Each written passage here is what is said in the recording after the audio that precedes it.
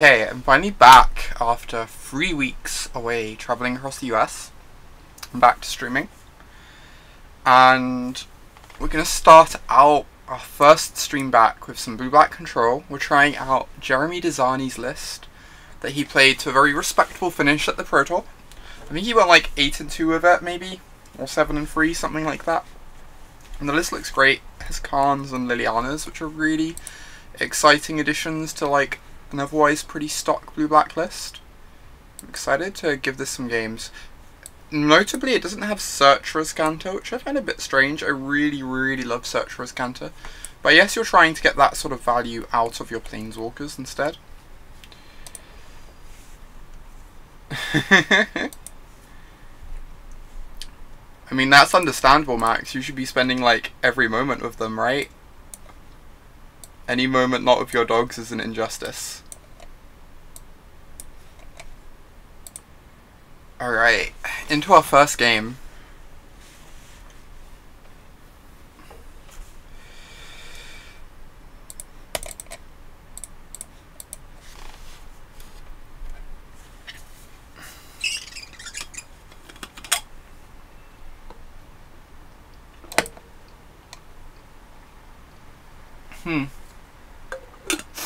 I think this sounds actually closer than it looks because of the cycle land.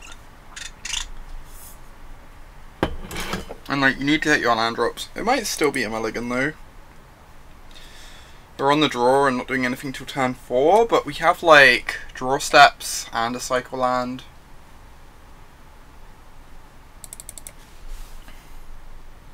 My inclination is to keep this, but I get that everyone would be very annoyed about that. I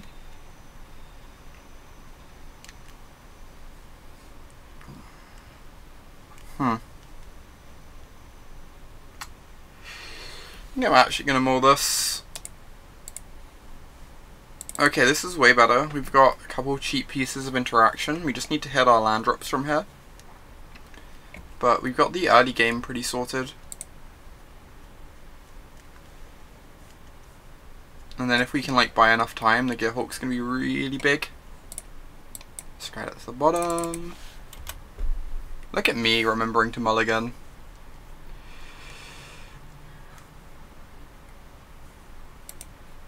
Not something I am known for.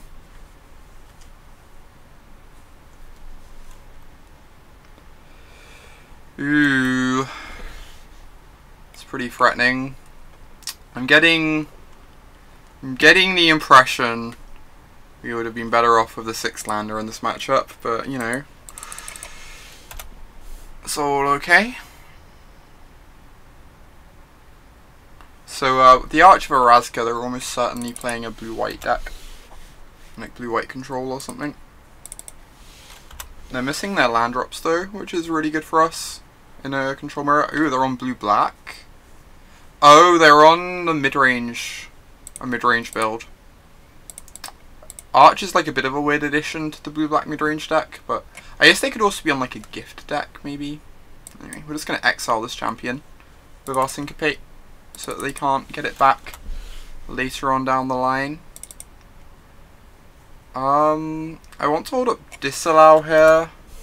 Obviously I could Supreme Will to hit my land drops, but I'd rather just have my Disallow open.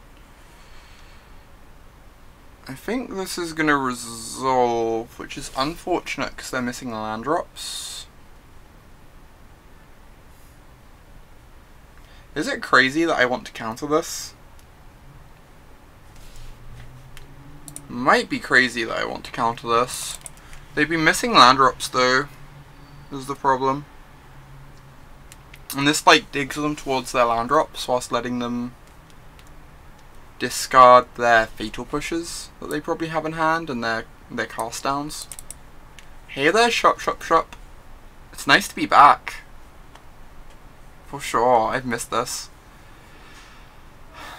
I think I'm gonna let this resolve just because I really want to Supreme Will for a land drop to build towards my Gearhawk.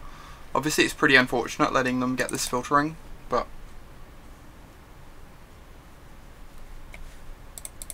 okay, the things they're discarding are like still decent. So I'm not too sad about the situation. It's not like they discarded Fatal Pushes.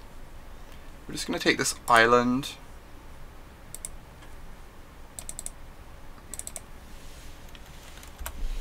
Yeah, I think I agree with you, Max. If we'd had like the 4th land there already. So I'm just going to pass with Disallow up.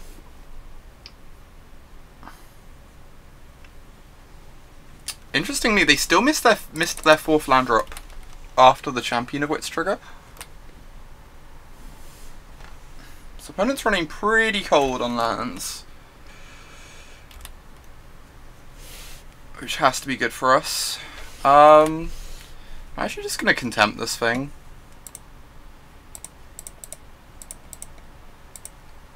Like, the flashback of it on it will be pretty threatening at some point, and using our mana and getting a card out of hand is pretty worthwhile when we're just sort of like sitting around not doing much. We've got like these counter spells we just get to keep open now for anything actually scary. And like with the Gearhulk in hand, using our Contempt isn't the end of the world anyway, because there will always be another Contempt a little bit down the road.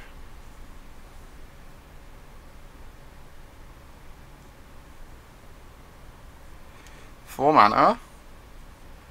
Gonti. That one can get countered, I think. Hey there, Caius. Nice to see you again. Sorry I've been away for so long. It's really nice to be back though. It's always nice to know there'll be more Contempt down the road. Oh my god.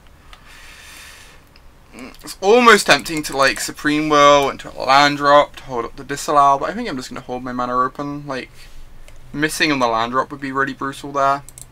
And like, I don't even mind just using both of these as counter spells potentially, if my opponent doesn't do anything scary.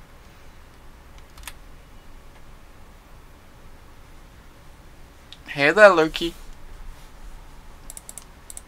Nice to see you again. Alright, I'm gonna cast the Supreme Will. We find a land drop, it's good. We find a Planeswalker, it can maybe be good at some point. I'm definitely just gonna take a land drop here, I think, over. I know it's almost tempting to take the Essence Scatter.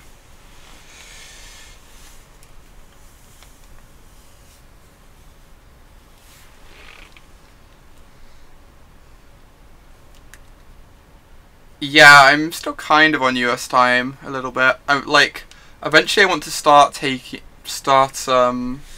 yeah, I think I agree, we take the island. Eventually I want to start my streams a lot earlier in the day.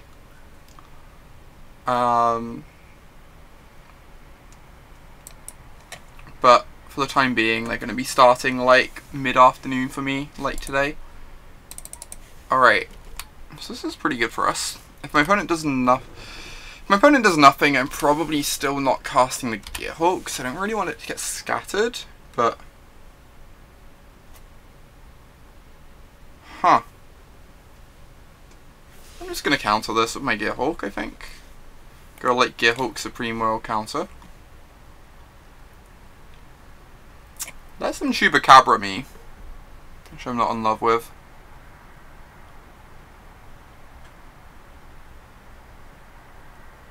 Yeah, it's kind of tough, Max. At some point I have to figure out, like...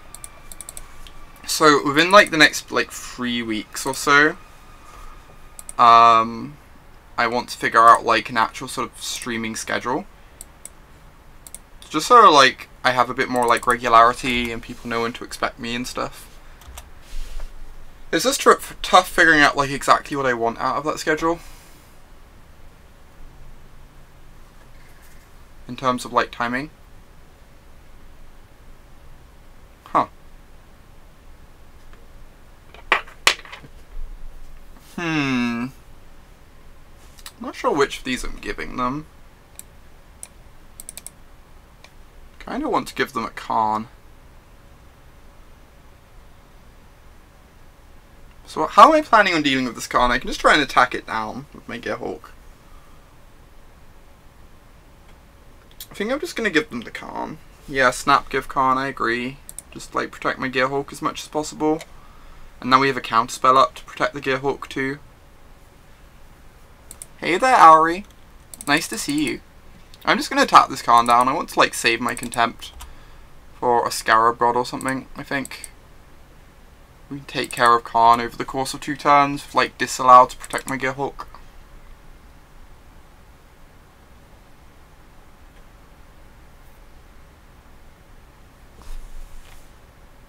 This is looking pretty good for us at the moment. I'd love to find a Planeswalker or something at some point.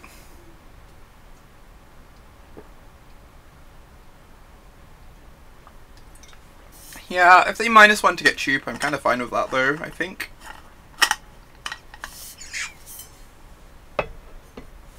Alright, they're plussing Karn. That's interesting.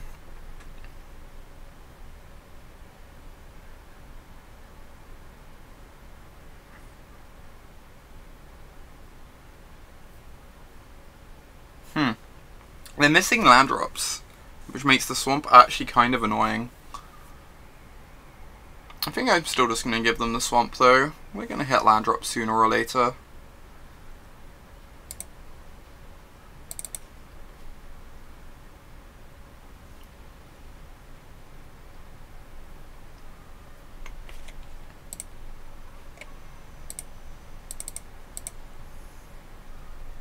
So at the moment we know about Karn, and that's it.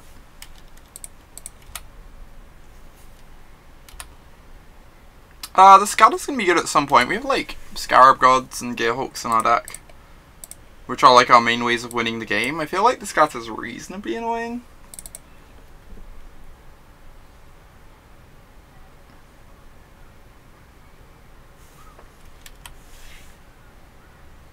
Admittedly, it's less annoying when they're missing land drops, I guess.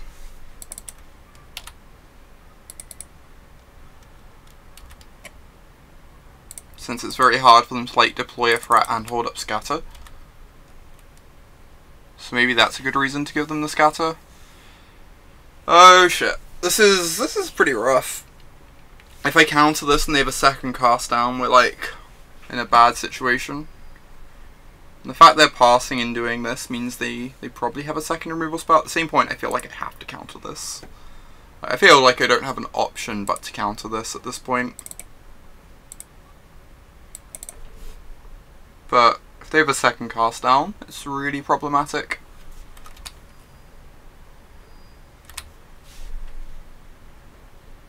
Alright, calm down. I kind of want to save the Evolving Wilds in case you draw a Fatal Push, I guess. Oh, I have Scarab God in my deck though, so I want to crack this so I have 9 mana for Scarab God plus activation. That makes sense, that's probably more important. Yeah, it's kind of weird. Opponent just casting Cast Down instead of Chupacabra, for sure. Here's another Karn.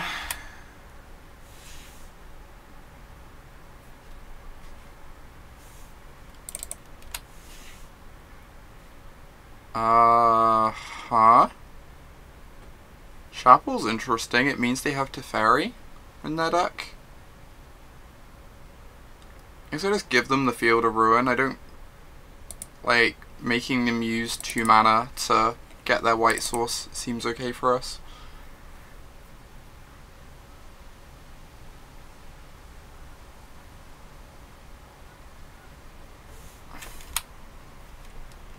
I'm probably just going to Contempt this Karn this time. Well, we know they have the Chupacabra in hand. It means they can stop their Karn dying to our Gearhulk if we don't draw a counterspell. So I think I'm fine just getting rid of it this way.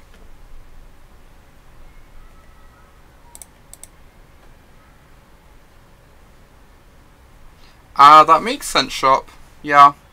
Scatter versus Negate. It's definitely like a factor there. Okay. Start attacking. Gonna get this Chupacabra, but it's not the end of the world. Murder that Karn.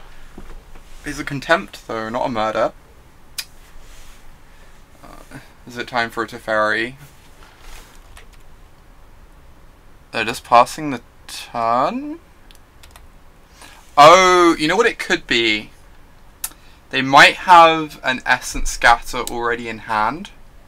So they pass the turn with Cast Down up, but also Essence Scatter, so that, like, we don't get to deploy another threat.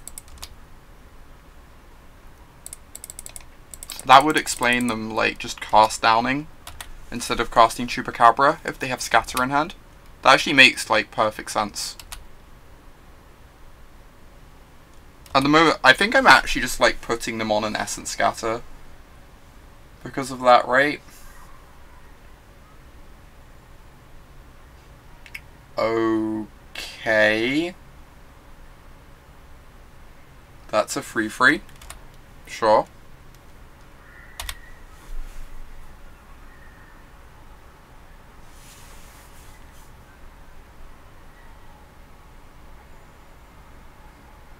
Kinda wish I still had that Evolving Wilds, you know?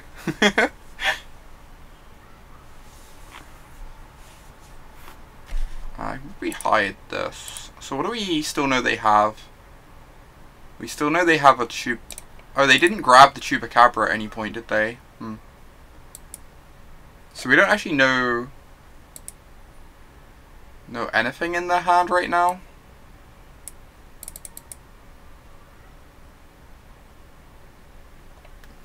Yeah, Kaylee. The Wrath was definitely out of left field. I think I'm countering this. Like, it's gonna be like take us so long to actually take down the Karn with our Gearhulk. And they have a Chupacabra in exile they can grab with the Karn, which is reasonably threatening. Yeah, the Karn grind is real. The Karn grind is so real.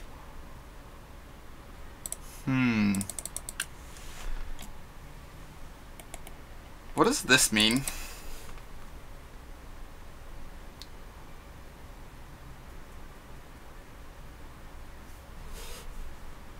Yeah, no attacks is weird. Is there anything they can flash in to double block? I don't know. I'm just gonna attack. No fair. A second Wrath. Oh my god. That'd be hilarious.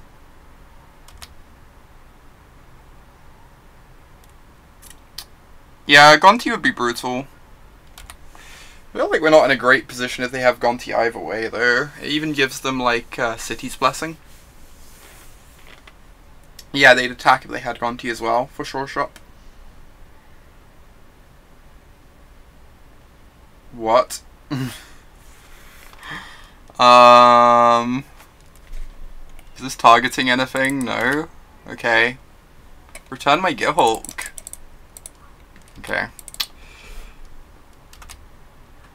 Opponent's doing some cool stuff.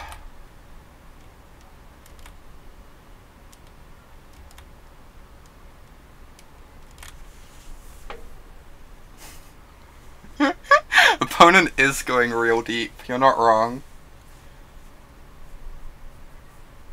My favorite thing I've done with Wrath plus Karn's Temporal Sundering is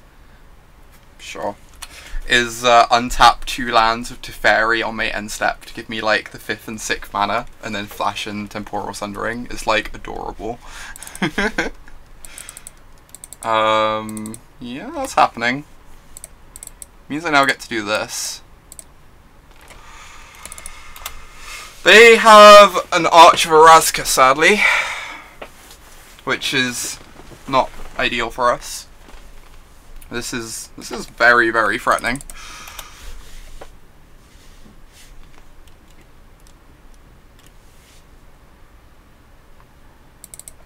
Alright, so we put them on Essence Scatter earlier. So I'm not terribly hopeful about this.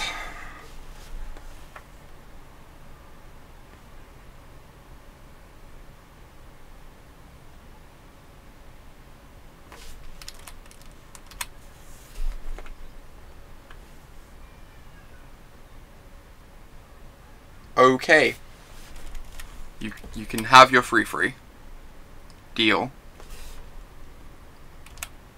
So we get. Oh my god! Do we?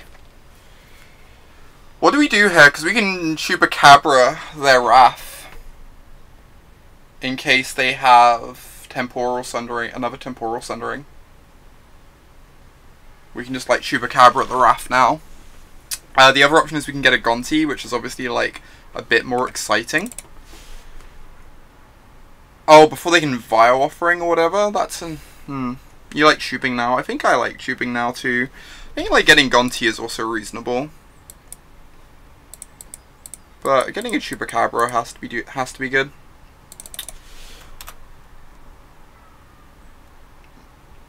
Doing it now even means they can't Fatal Push us without using the field, which is decent for us as well.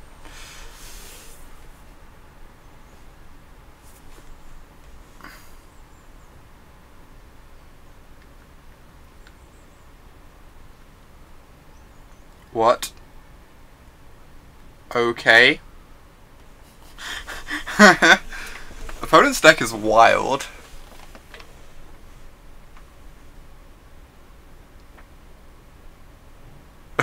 I haven't seen Viral's expertise since like the 4-color Saheeli days. It's been like literally over a year.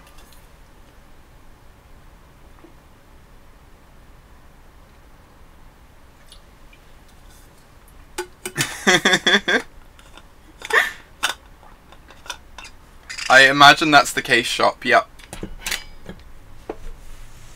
Oh, it's in the blue-green Karn deck. I did not realize that, Max. That is awesome. That is maybe the coolest thing about the blue-green Karn deck.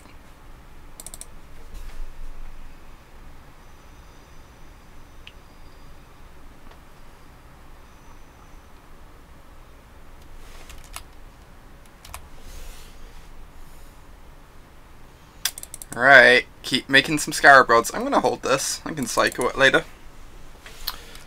Am I getting a Gonti or a Wrath? Probably a Gonti.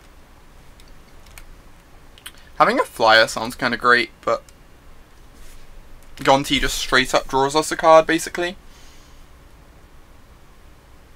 Yeah, that would be dreamy, Shop. I would love that so much. Hopefully we get to do that in a little while. We'll see.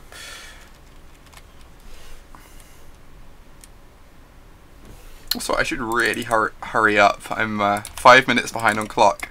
Which, you know, means the stream is just, like, back to how it always was. It wouldn't be a proper return without me being so far behind on clock. Oh, you know what?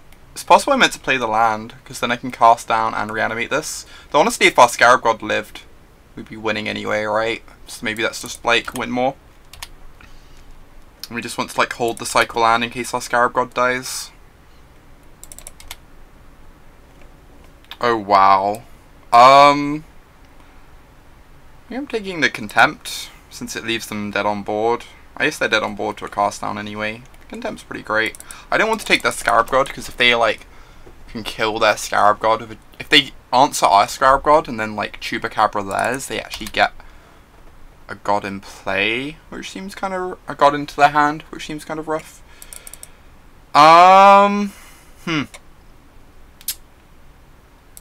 Alright, I'm just gonna do this, I guess. The extra scry, extra 1 damage.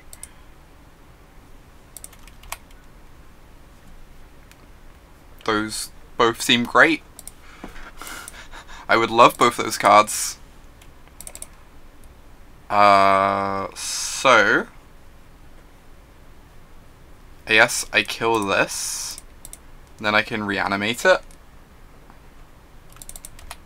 And also attack them for, like, super lethal.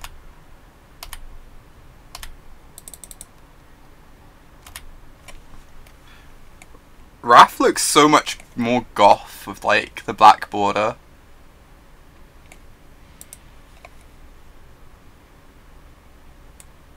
Yeah, that would also have been good, Sunbeetle. I should probably have done that. Not that it's too relevant. So we have cards in our sideboard. I probably want the Scarab God. This seemed unbeatable. Bloodfast seems wild. Duress seems kind of decent. Siphoner seems kind of decent. I want to cut a non-zero number of Fatal Pushes and this Aether Meltdown. Oh, the cast downs are like really bad against their legendary theme deck, right? I could actually see like a Fatal Push being better than one of them.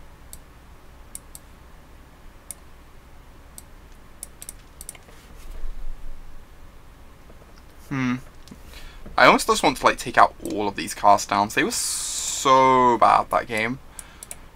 They just did nothing other than like kill Champion of Wits. I think I like having the Fatal Pushes though, just because they could have Siphoners, especially post-board, that we want to be able to kill, and having like some answers to like Wrath and stuff is nice. How do we feel about this? Is there anything else we should change? I could bring in Duresses. I'm not sure we need to. The Duresses are like fine. They definitely have a bunch of like Planeswalkers and stuff, which make the Duresses interesting.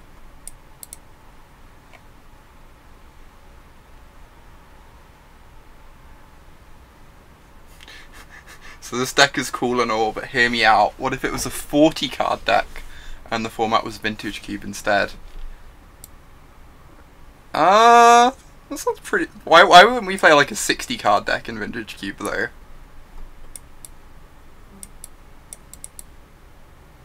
I am not offering to play a 60 card deck in Vintage Cube, for the record. I actually have no idea what I'm meant to board out for Duresses. It could just be that Duresses just aren't necessary.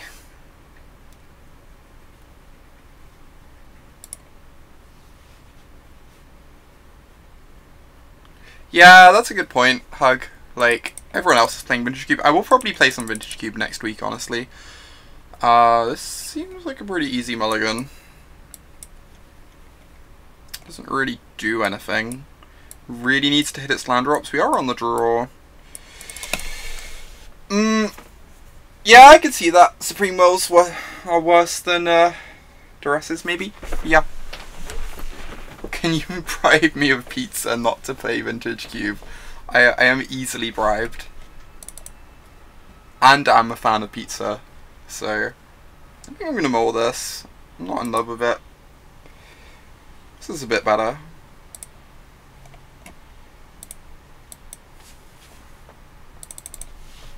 Look at me. I'm actually being, like, reasonable with my mulligans for once. Not just keeping every 7 that has, like, at least 2 lands.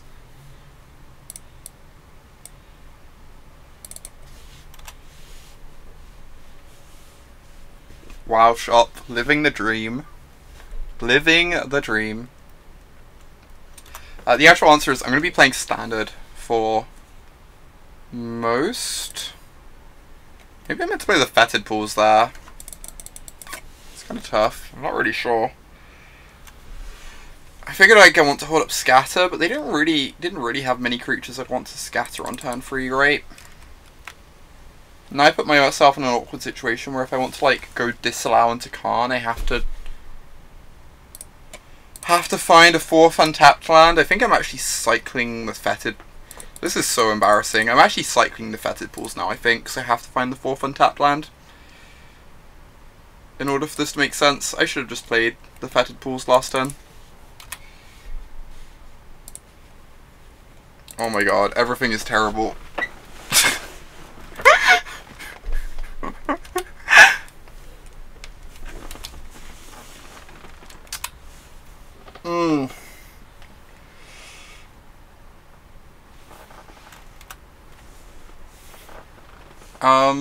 So yeah, I'm actually going to be playing Standard like for the next 3 days because I've got my RPTQ this weekend. Yeah, I just figured like being able to go disallow into Karn would be like really powerful. And that means finding an untapped land rather than a tapped land obviously looks pretty embarrassing in retrospect. The real, like, I'm just going to keep holding Counter Magic. The real mistake is like not just playing the Fetid Pools on turn 2. For some reason I defaulted to wanting to hold up Scatter, but they don't have any free drops I want to scatter. So, like, they'd have had to draw them specifically a Siphoner in, like, on, like, turn 3, or, like, not had an untapped land to cast the Siphoner turn 2. Alright, now we're just going to hold up counters, I think. It's kind of awkward. They have Wrath in their deck, which makes holding up counters, like, a bit weird.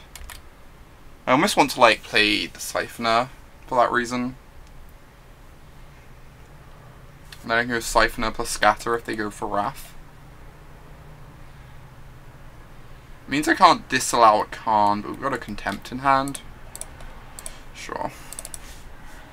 Yeah, my RPTQ's in Milton Keynes. I'm very excited for it. I'm very, very confident about my team. We don't really know what we're playing yet, particularly, but you think we wanted to play Siphoner last time?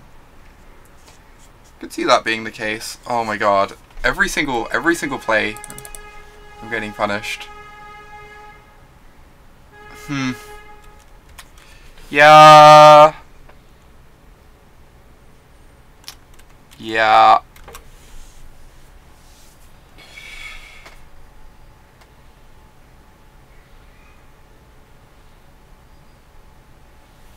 Yeah, for sure. Wrath makes it really threatening if we're not doing anything. I agree with you about that, Kaylee.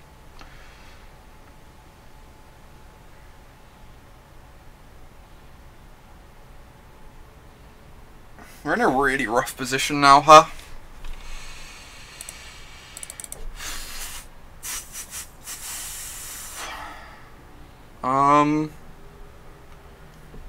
Maybe I just have to, like, Scarab God and hope. It seems kind of rough.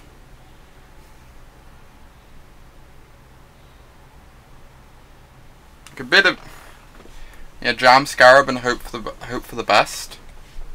I think that's our best chance to get back in this. It's so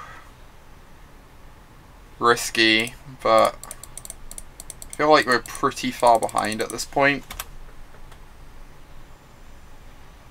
If we're going to lose quickly, we should lose quickly. If we're going to lose, we should lose quickly, so there's time for game 3.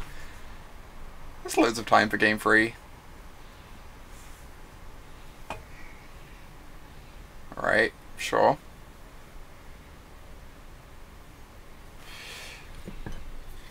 Karn might be better. Maybe. I guess Karn, like, helps us hit our land drops. It's really hard to protect Karn from a wave of zombies, though. It's kind of tricky.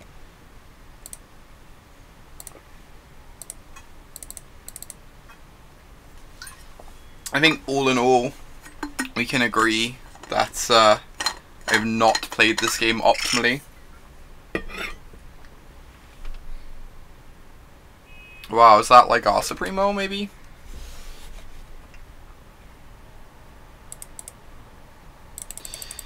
Yeah, part of my thinking on Scarab God was it turns off the Liliana minus, and like if they want to plus Liliana, they dump creatures into their yard. So like, Scarab God would end up doing something on the board if they use Lily, but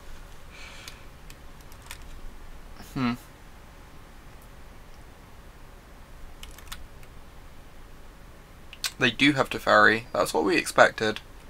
Makes like the white mana make sense, right?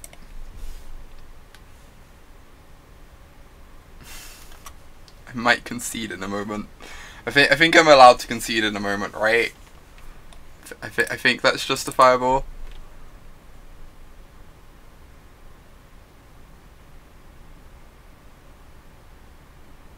They have so many planeswalkers. Alright. I guess I'll see if I can draw a Contempt, but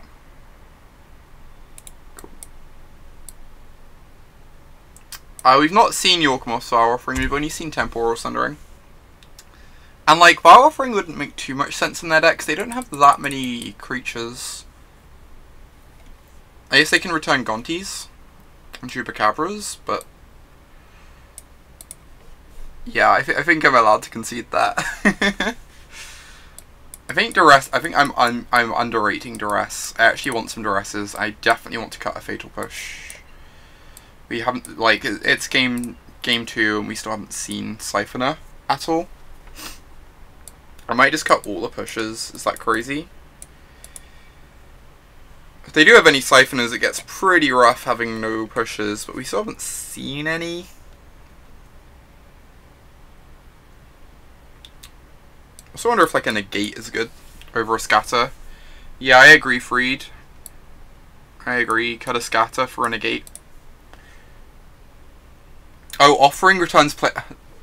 I did not realise that, because it's not something that often comes up in Limited, but that is a good shout. I did not. That's actually kind of gross.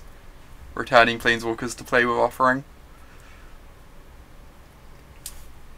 I think I like the setup. I would like a couple ways to kill Wrath is the only problem. I'm pretty good at countering Wrath.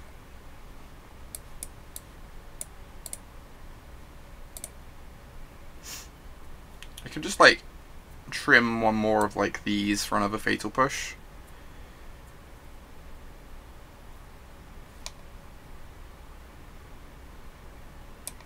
I kind of like this, I think. I think I like this.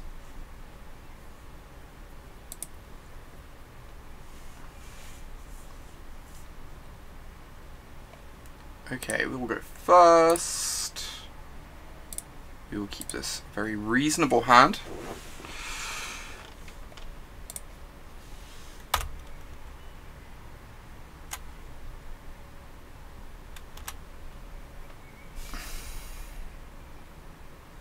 Just a bunch of counter spells and a Scarab God. Is this a duress incoming? Nope. Okay.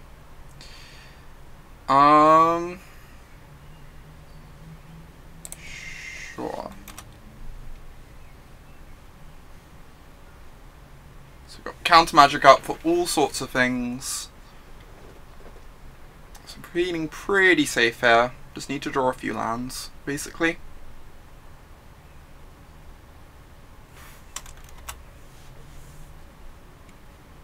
Cool. That's a great one.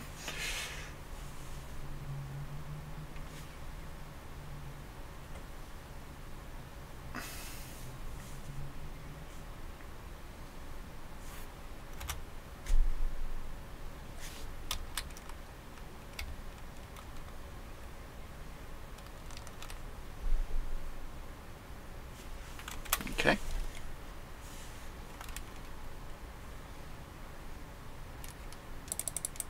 Interesting. They're just trying to like cut us off colors, maybe find their white mana. It's kind of annoying. I guess we're finding a black source. So we have double black in hand, but not double blue. We could end up being punished for that though. Like, it could be that we want to like negate with Syncopate backup or something next turn. Yeah, I want to try out the blue-black midrange decks as well. I have Jerry T's list loaded up to try out. Okay, this is decent. So now we can get our second blue mana and then scatter the Gonti. So this actually works out pretty nicely for us.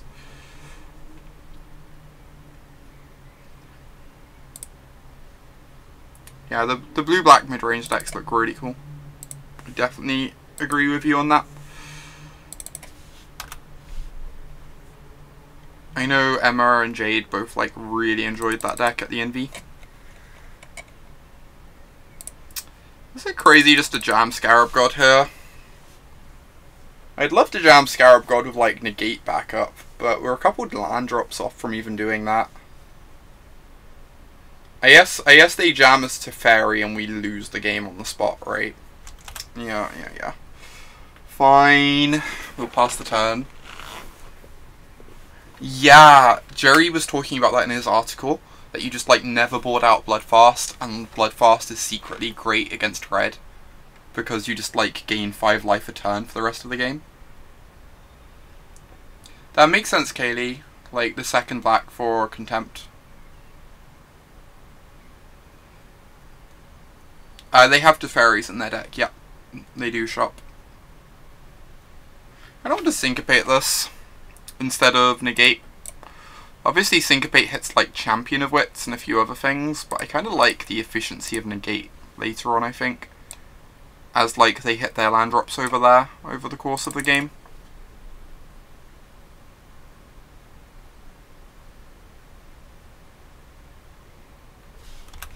They milled a Teferi with a Liliana activation.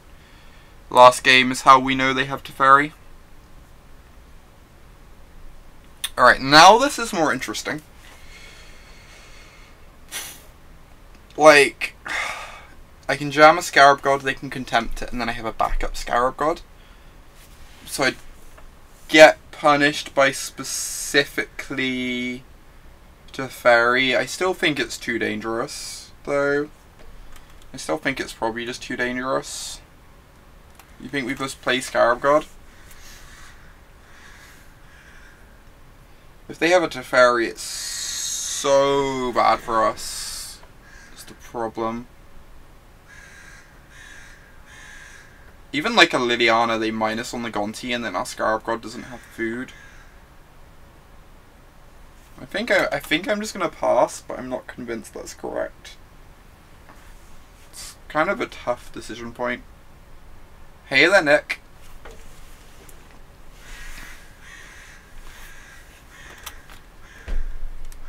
Ooh. Okay.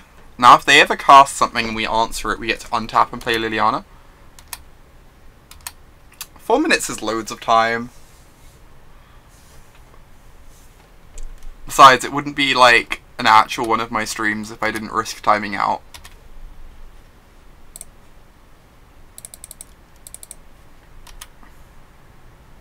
Okay, once we've hit our 7th mana, we can start deploying threats, I think. I know, right? It's way too much time. Need to use some of it up. What is this? 5 mana? Oh, okay, sure. I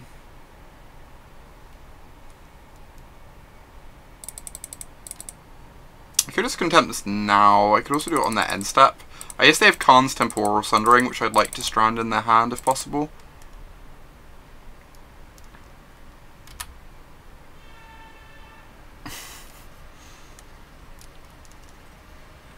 Oh, I have no idea how to make it higher resolution, I'm afraid.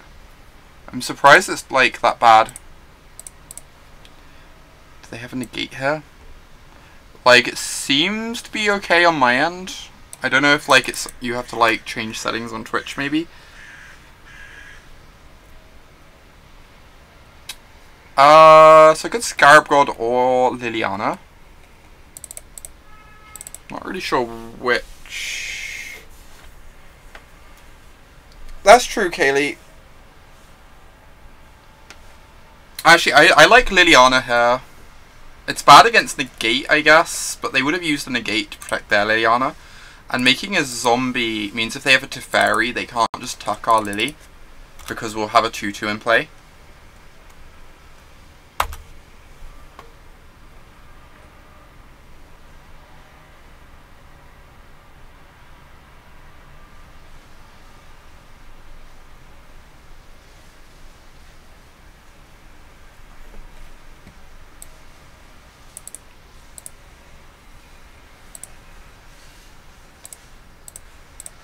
Huh. I wonder why it is coming out blurry. I can take a look at settings in a moment. Once this game's done.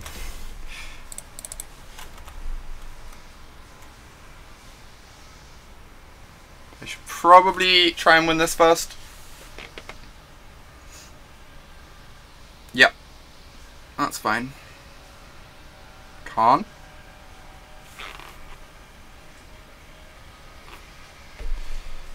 They can have a farmland.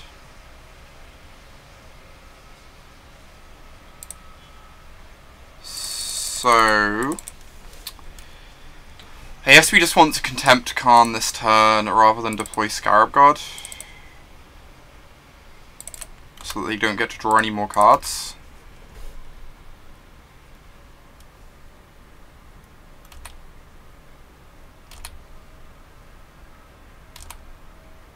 Does mean they might be able to counter our Scarab God, which would be pretty unfortunate.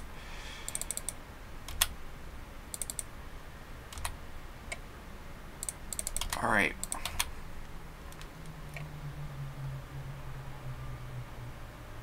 Interesting. They have 5 mana open. I think I meant to contempt this. I could just resolve my Scarab God this turn. I'd kind of like to keep my zombie in play though, since it's like Teferi insurance.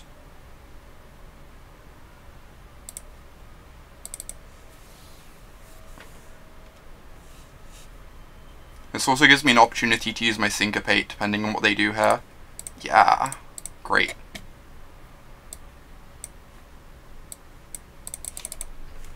Okay, that's really good for me. Getting to like cash in the Syncopate on a Teferi there is huge. And now we can double spell whilst we're like pressuring them.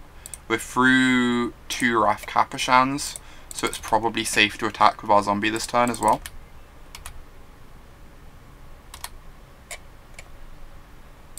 Alright, I haven't seen Supreme Will from their deck. The one they cast last game was from our deck, so I'm going to lead with the Siphoner. Because this like probably warrants a counterspell if they have one.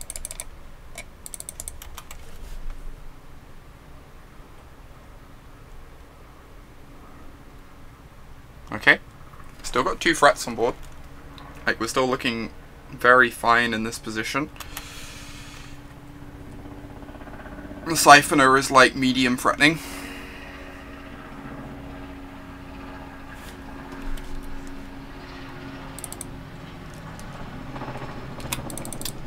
Good draw.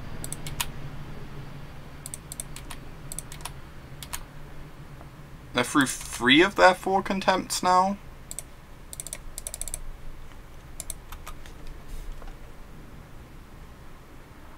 Six contempts total have been played, and like 7 contempts total have been played this game. You are not wrong. In the top like 25 cards of both of our decks. My opponent is contemptuous. Oh my god, I feel so dead. They get to flash this back now. Or next turn.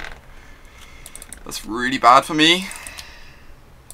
I can't actually attack, right? I think I'm just dead now. They're gonna get to draw so many cards off their Champion of Wits.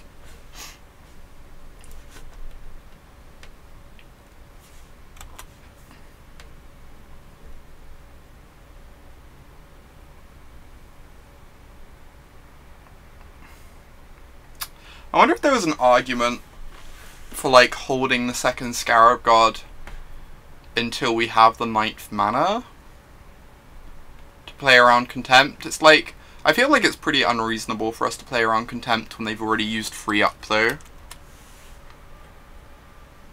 But it would have worked out better. We're just like super dead to this. Definitely have worked out better. Maybe...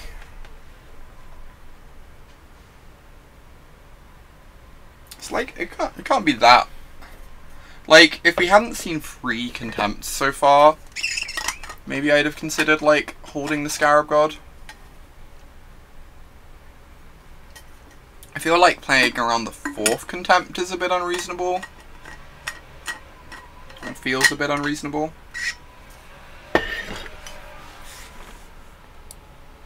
I guess they have Teferis in their deck too, though. Which also answer Scarab God. I'm gonna close my window. There is now noise leaking in.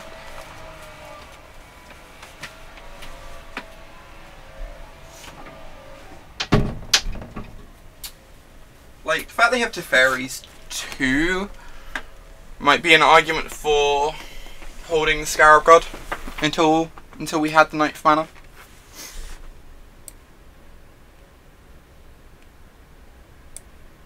It's interesting.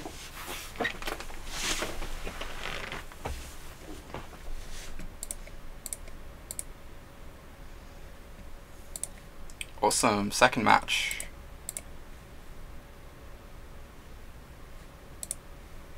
Okay. Let's So on the draw, and we are mulliganing again. This hand seems awful for obvious reasons. And let's go to 5.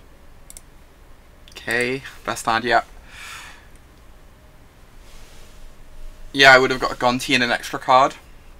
And like realistically, I'd probably still lose that game because the Bloodfast would have been unbeatable. But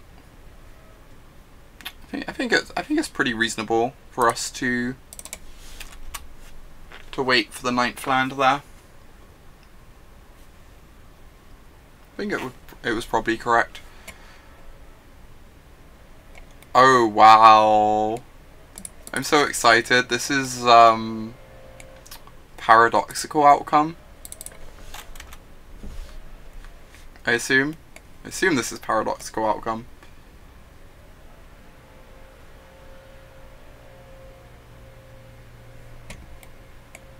That would be a yes.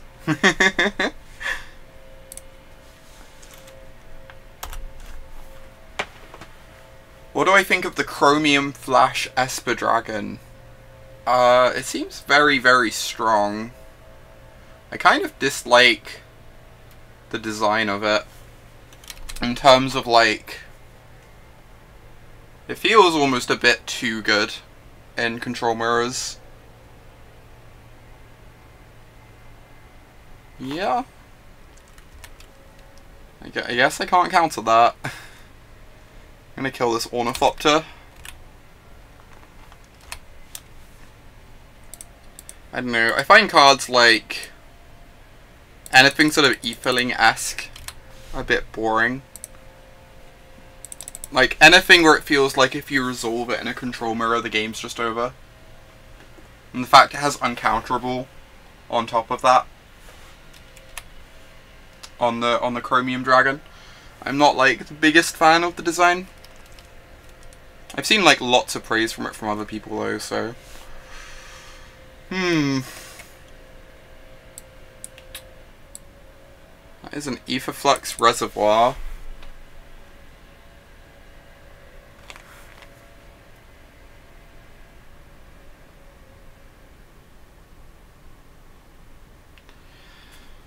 This is kind of tough. Like, I feel like we're meant to counter an outcome rather than a reservoir. At the same time, I'd really, really like to be able to slam Karn if I hit the 4th land drop next turn, which I cannot do if there's a reservoir in play. So I think I'm just going to do this.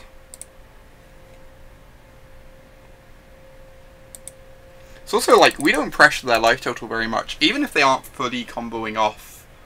Just them gaining like 3 or 6 life a turn is really threatening for us with that thing in play.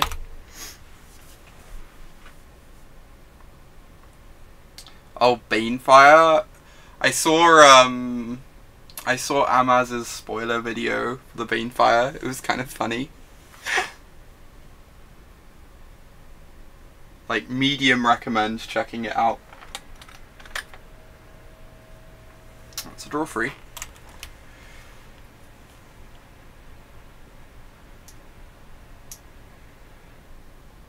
And a Crane.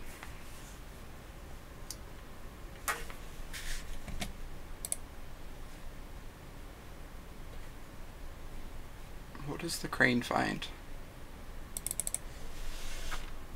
Finds an Ornithopter, okay.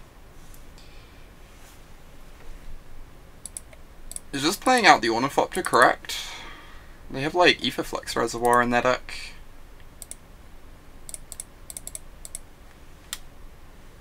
You don't think we're winning this game? I get that impression. We'll see, we'll see.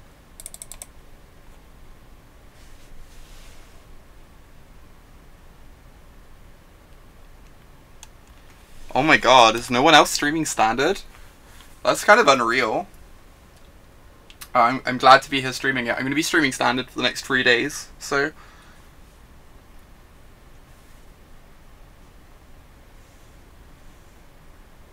More engineering is occurring.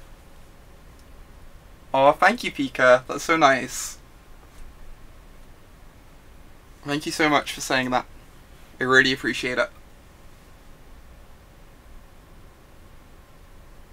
A brawl? That's exciting. Hey there, Emma. It's nice to be back. It is definitely very nice to be back. Hey, a land. That's kind of the dream, right? So you just keep plussing.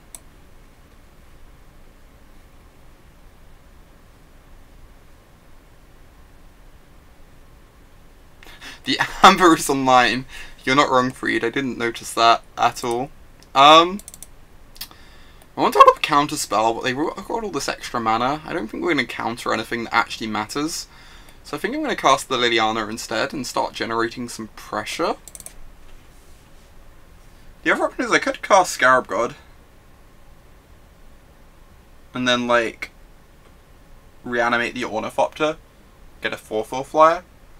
Casting Scarab God means I get to hold my mana up every turn too. Yeah, I'm gonna jam Scarab God. I like that idea, I think. Just like kills as fast as possible and lets us hold up mana for our counterspells.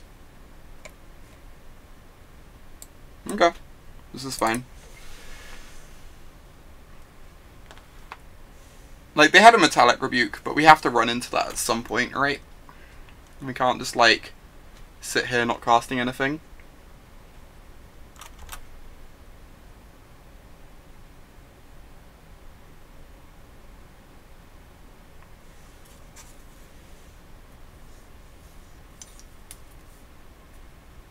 And we're probably dead now. Reservoir is scary. I don't think we're going to die this turn, but it's going to be hard to beat the Reservoir in a timely fashion.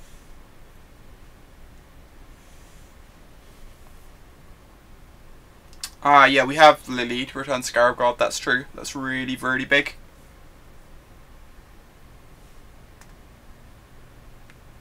Yeah, that's my plan, Emma.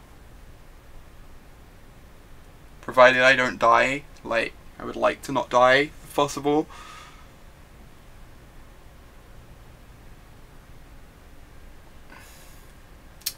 Oh, that explains why they played out the No, they played out the Ornithopter the turn before. Like, Rebuke just wasn't on my radar when they passed the turn that turn, because I wasn't doing, like, the Baral math included, but makes sense. So they take Karn down to 4. Do they have, like, double Rebuke up? That would be wild. I think I'm going to plus Karn and then jam Lily. Like, obviously I'd love to grab the Disallow and hold it up, but they can Rebuke the Disallow anyway. So I don't think holding up Disallow actually does much, and we need to get a Thread on board if they don't have Rebuke. Plussing Karn will help, like, find us our land drops as well. You know, as dead as we are, this Karn's been kind of great. This Karn has been pretty great.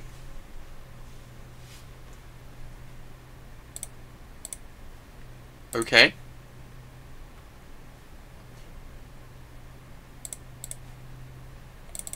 This is good for us. 5/5. Colossipede has been deployed. Colossipede is firmly on the battlefield. This is game 1, Pika. We moved to 5 as well, and like, we still kind of got some stuff going on. Has some upside. Tiny bit of upside. Awesome. Probably dead. Probably dead. They have 11 cards in hand.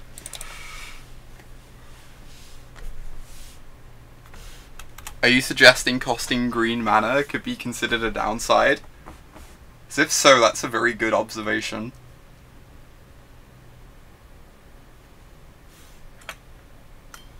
Yeah, the outcome's looking kind of grim, for sure. I have felt more alive in former games of Magic.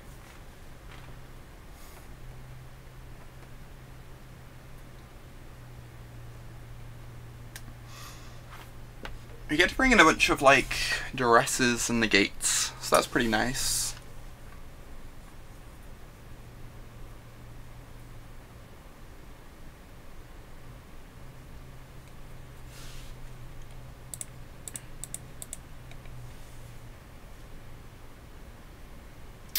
That's true. If I live, I get to disallow the deal 50.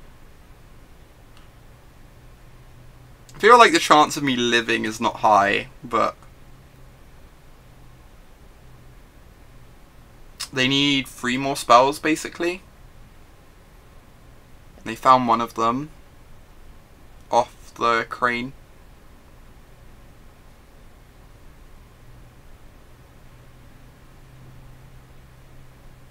Now we don't even have the out of them accidentally redirecting the 50 to the planes to a planeswalker. Oh my god. Can it target to any target? Okay. It can target a planeswalker, but it cannot be redirected to one. Standard needs worship. Strong disagree. strong disagree. That sounds suboptimal.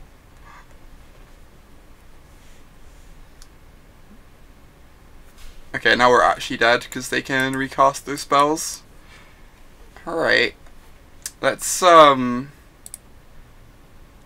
the time-honored strategy of not mulling to 5. Also boarding in some sweet cards. So this stuff is like all definites. Cast downs seem poor. Scatters seem poor. Meltdown seems poor. I think the Fatal Pushes are like okay, just because they can kill Burrell or like take an Ornithopter off the board. I'm kind of interested in these Siphoners. Like low-key interested in another Scarab Guard.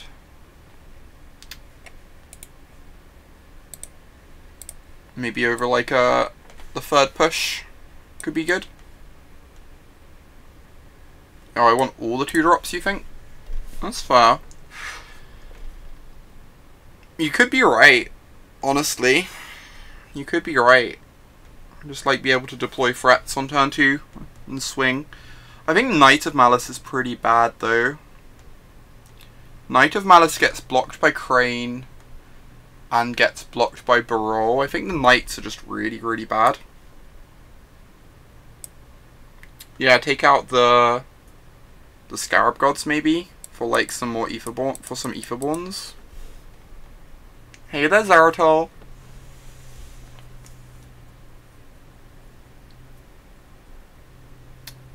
I can see just trimming on Scarab Gods. Or on Liliana's. Maybe Liliana's worse than Scarab God. I think Liliana seems kind of unexciting. All she does is like reanimate these. Like churning out an army of 2/2s from turn 5 doesn't seem exciting. I'm gonna try this, I think. We can like lean on these to push early damage. I think this seems fine. Bye, Kaylee. I hope today goes really well. Speak later. We will go first. This hand is absurd.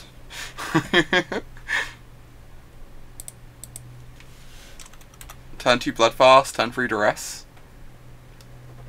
I'm not playing Esper today because I need to find a deck for the RPTQ, and the fact that it's kind of interesting. The fact that this doesn't use up the white cards is kind of appealing. So basically just not playing Esper today because I don't want to use up white cards that could go in like another deck at the RPTQ? Is this a draw free? Apparently so. Alright, I'm just going to duress and then hold up negate. Hold up negate / bloodfast activation. Yep, RPTQ is unified. Ooh, I'm going to take the Sorcerer Spyglass, like 100%. Yeah, just like not even close. Yeah, my RPTQ is unified. I'm teaming with Stephen Murray and Nicholas Eck. I'm very, very excited about my team, but we do need to find decks to play, so... Unified Standard is Blarg. I mean, it's not ideal, but we gotta play what we gotta play, right?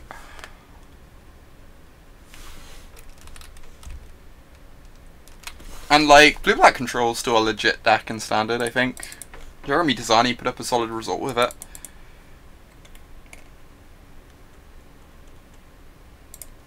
Renegade map. Sure. Draw a card. Ooh, Siphon is good. 4th land. If we hit a 4th land there, it's so good. We get to like Siphoner with negate backup. I think I'm just passing with my counter magic up though. I can draw a card on their end step.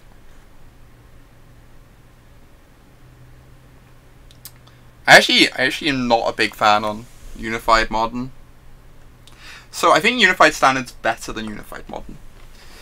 The reasoning being that like when you play Unified Modern, a lot of the time you can't actually help your teammates meaningfully.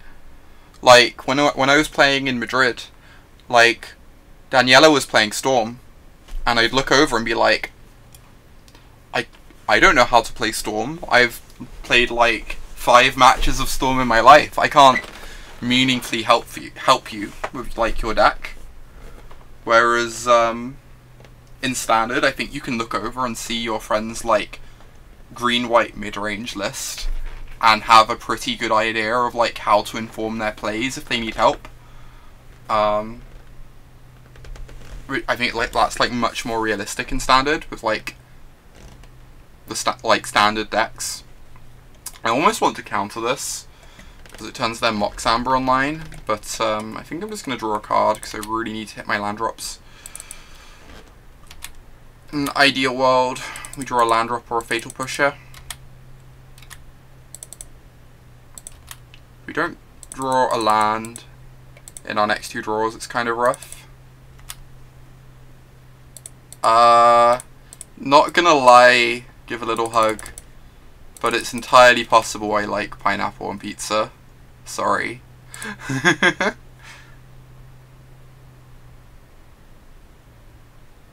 Now they have Rebuke up, yeah. I know, it's not ideal. For sure. I think I'm gonna... The Siphoner can't even attack. They have a bunch of 1/3s. This is the worst.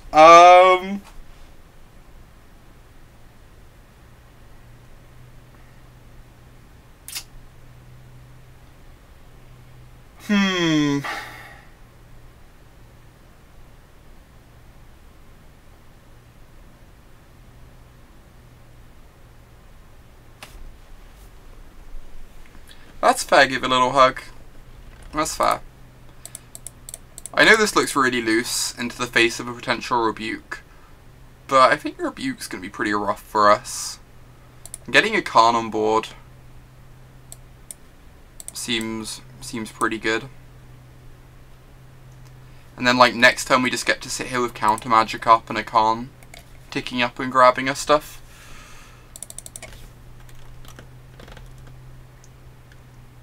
Oh my god. That sounds amazing, Nick. What else do they use? You can't look into my pineapple-loving eyes anymore. I can respect that. I can respect you ending a friendship on the basis of me liking pineapple. That's a reservoir. Now things get exciting. Honestly, I don't know what we're playing yet, Emma. Like, obviously, we have a red deck, but beyond that, like, I have no idea. Format feels, like, pretty wide.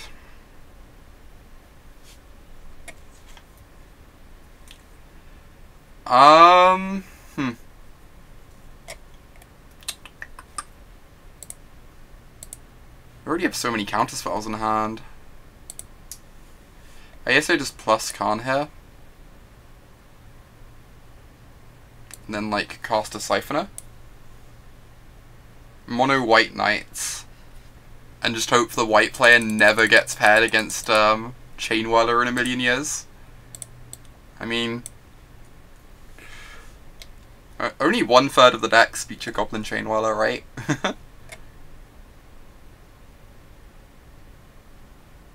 This could be wrong. Maybe I'm just meant to hold up 2 counter spells.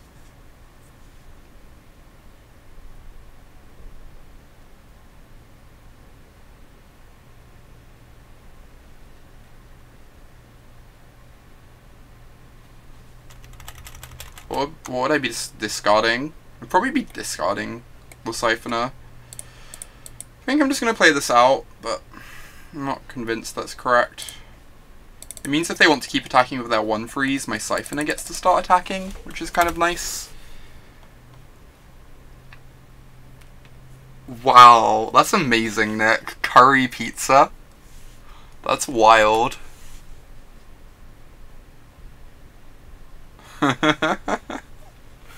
Banana pizza is just odd. I don't know if I can support that, but curry pizza.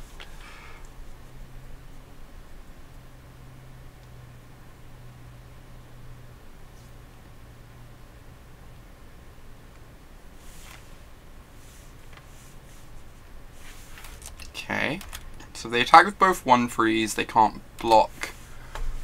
Opponent has recognized this. I mean, yes, I'm gonna draw cards.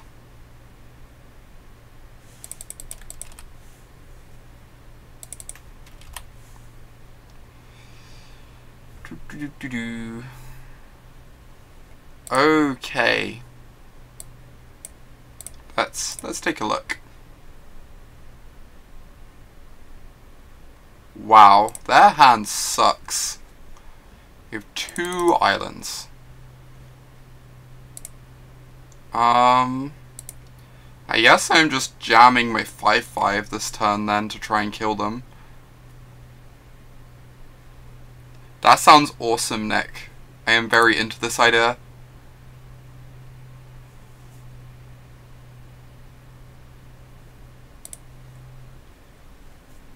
Colossipede incoming. Colossepede's gonna be great. No one has ever beaten a Colossipede in their life. Especially not our opponent.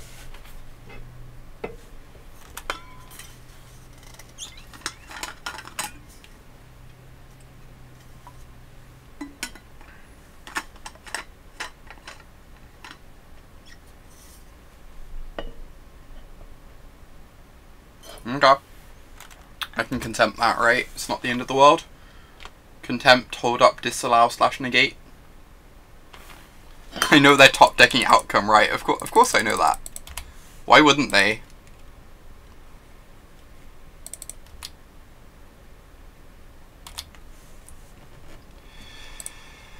Alright, just keep plussing, grabbing, finding cards to, like, stock up in our exile zone, I guess. Derp, derp, derp. Get rid of your Padim. Sweden is very expensive. You are not wrong. I looked into going there when I was, like, younger, and it is quite expensive. Or at least that's the impression I got.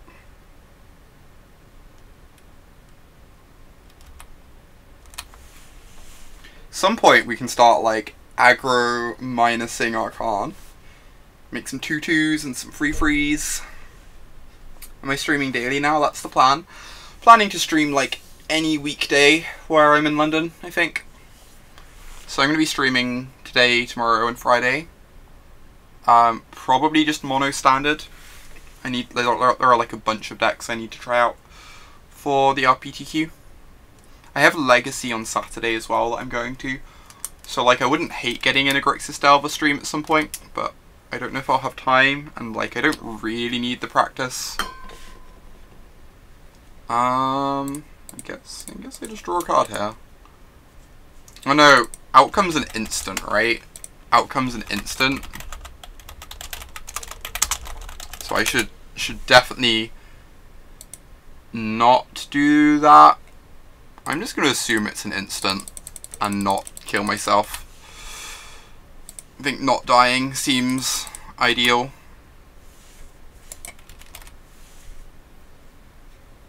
It is indeed an instant. Cool. I have not got results yet. I'm also still doing uni, so I'm gonna start minusing Karn. We've got like all the cards we need in the world, and once we cast the Gearhawk, that's like another artifact as well. So these will be free freeze next turn, which get to punch into the 1/3s.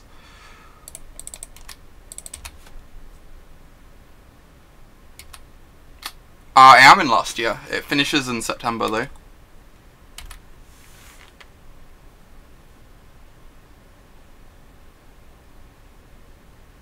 That is a Renegade map.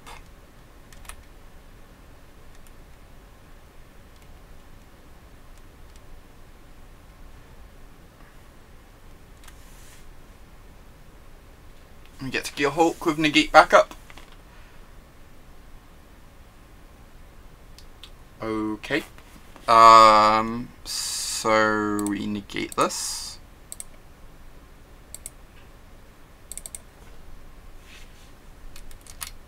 This Karn has been like fairly unrealistic. We've drawn so many cards of it. We have like all these cards stored up in exile we can tutor for. And now we're just like making creatures as well. This Karn's been great. Things we've learnt today on the stream. Karn is a good magic card. I'm actually going to get rid of the Crane instead of the Brawl, since the Crane can attack Karn. Don't think it really matters either way though. Realistically.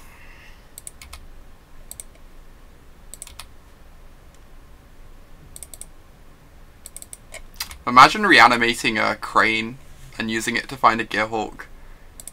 The dream.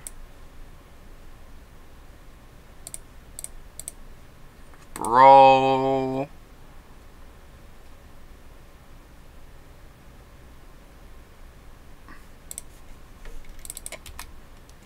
Now we can reanimate Brawl. I'm so excited. Oh, I should have attacked with this 3/3. Just taking game actions at random from this point.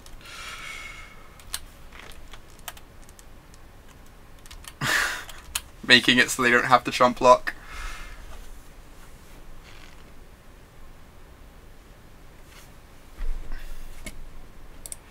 Okay. I was pretty happy with that sideboarding, honestly. I kind of want to run it back. The Siphoner didn't really do much. Like, I'm not in love with this card. I think it's still probably better than some of the other stuff, though, in our board. We've got 4 Contempts, so we can answer Padim, okay? So I'm not too scared about that card. Hey there, Jetboy. Hope you're doing well. Reanimate the Brawl. They wouldn't let us. We didn't have it in time. Black, red, or mono red? That's a good question. I don't actually know which is better. I've not played much with the Chain Whirler decks. So, honestly couldn't give you a good opinion on that one.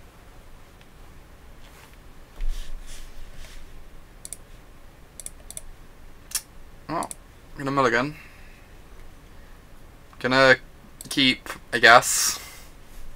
Don't know how this hand wins a game, but gonna keep it. Gonna keep it and cross our fingers and scry that negate to the top. How did I do at the PT? I went 9-7, which is very unexciting, but like perfectly solid and reasonable. Like going 9-7 in a field that tough is like fine. I'm gonna open my window again. It's getting quite warm in here, and the noise outside seems to have stopped.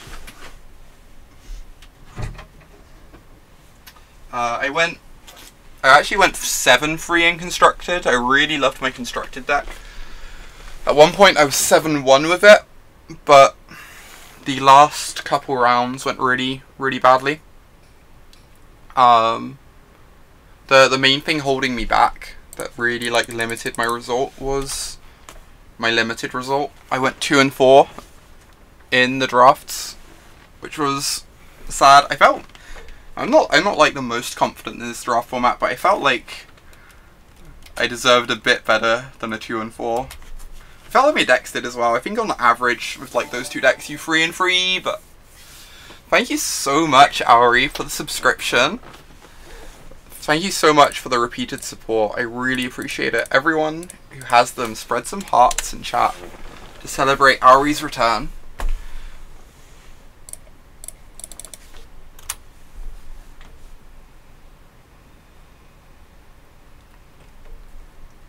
Okay. Getting low-key punished for not keeping the cycle land.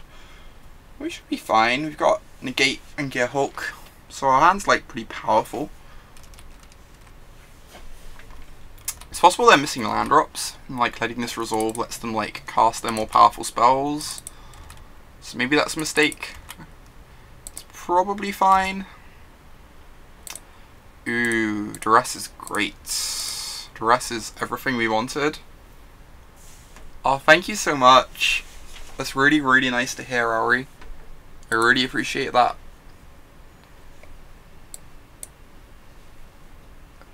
This is interesting. I'm inclined to take Reverse Engineer. Metallic Rebuke's also pretty good. I think the Reverse Engineer is the most threatening card, though. Just like helps them hit their land drops, and it's the one they can actually cast pretty soon. Whereas like Outcomes, they're another land away from. Yeah, I agree with taking the Engineer, I think. This is fine, this doesn't do too much. Like, we have to counter every outcome for the rest of the game, which is a bit scary, but I think we're in a fine spot if we draw another counter spell.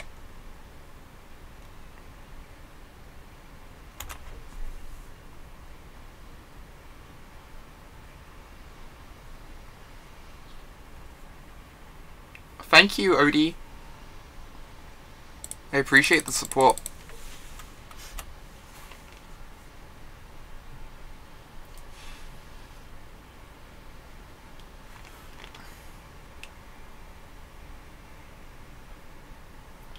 Maybe there's an argument for taking an outcome on the basis that, like, once they hit their 4th land, they put us in this awkward holding pattern of, like, they get to outcome on our end step and then untap outcome, and, like, really eat into our mana. No, I kind of wanted to cycle the Feathered Pools, I think. Find more counter magic. Like, we're hitting our land drops okay. Okay, so we can contempt the Glintnest Crane at some point. Probably on that end step.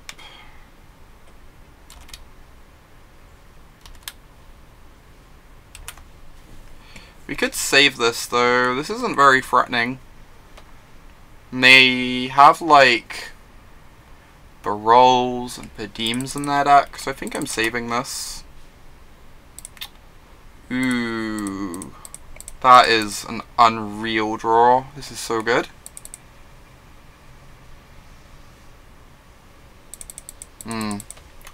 We know they have a Rebuke in hand, so there's no point fighting over this. We should just let Karn get countered. Feel a bit sad. Like if we try and negate their negate, they just rebuke our Karn anyway. We kind of need the negate to counter outcomes with.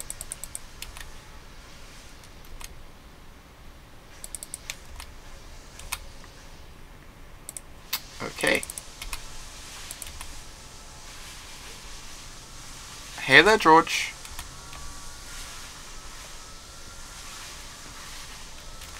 Just gonna keep taking hits. I don't think it matters. I'd rather just save the fatal push for a creature that actually does something.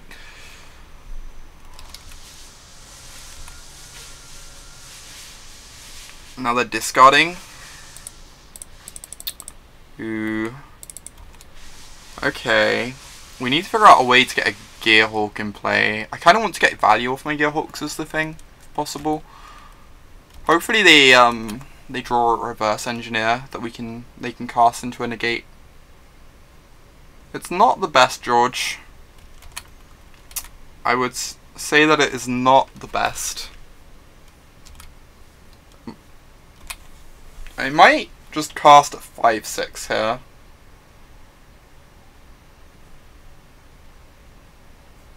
I'm kind of into that idea.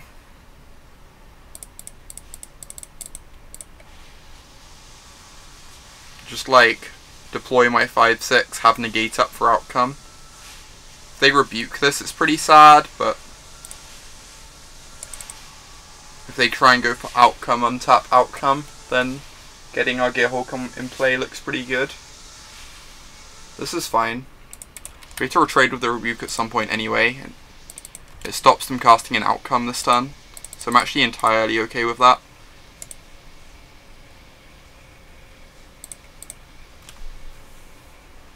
Ooh, that one's really good though.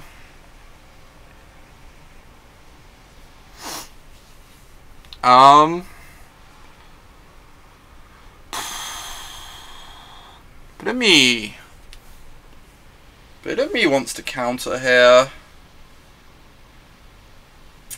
Outcome currently draws 4 cards, non-land, non-token, 4 cards, plus like redraws off these.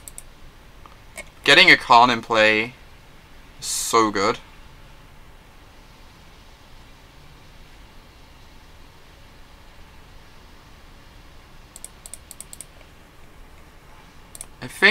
I think I'm just gonna do this. I think getting a Karn in play is worth letting them resolve an outcome. Just because it gives us some like actual traction.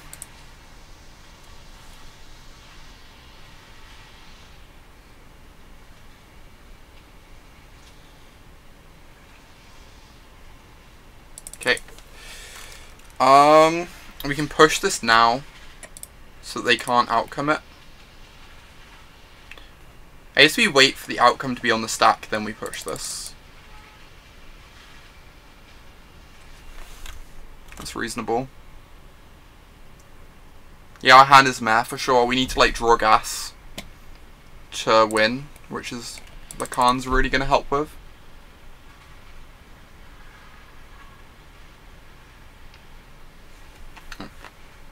Oh, Jesus, that's so strong. That's so strong. Goodbye, Karn. I guess we got a counter out of it at least.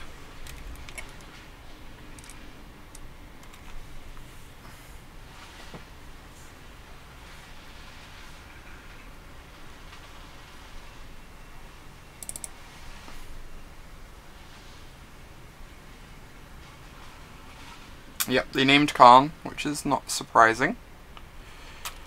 I think I'm gonna keep holding on to this fatal push, probably.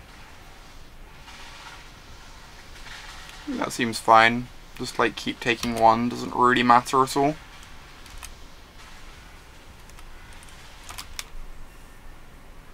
Disallow's a good one.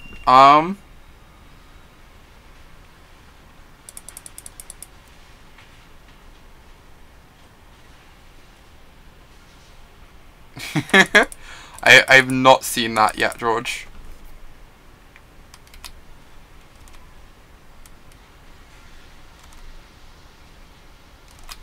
I did love in the run-up to the WMC, there were 5-0 lists getting published that were very, very clearly unified lists. You'd have, like, Teamer Energy lists with, like, 0 Chandras and Glorybringers, but, like, 3 Viziers and 4 Confiscation Coup. Because they didn't want to touch the red cards. It was so funny.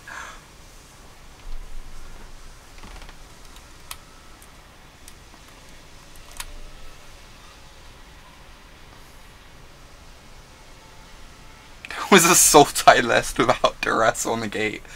Oh my lord. That's amazing. That is amazing. That is an Ornithopter. That is definitely an Ornithopter.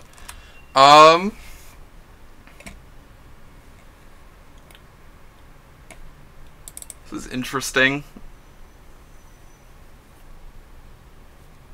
A bit of me is inclined to just keep the Supreme Will in my hand. Sure. That's a good draw. Means we can now Gearhulk, negate an outcome, and still have a counterspell up afterwards. If we win this match without Scarab Godding an Ornithopter, it will be a tragedy shop. It will be. I quite agree. I just want to Scarab God a Crane and find a Gearhulk. Run that like 10%er. Must be something like 10%. Okay. I would like to counter that, if I'm being completely honest. Get my 5/6 in play.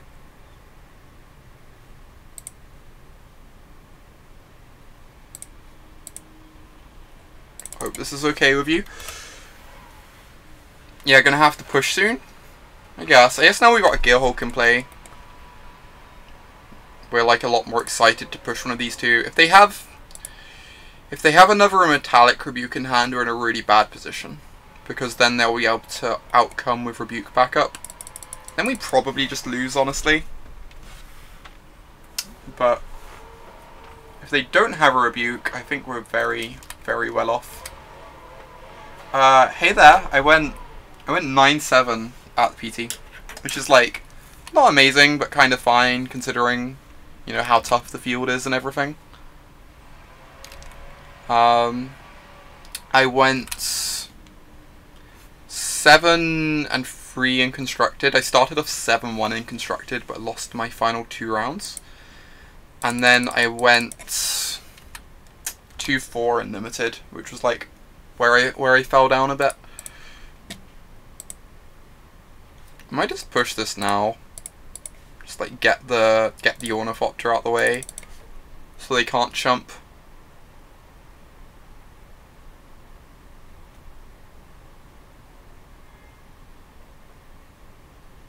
Now I still have like 2 counterspells up around Rebuke even. So they have 1 mana up. So I'm going to counter unless they pay 3 and keep hold of the Disallow.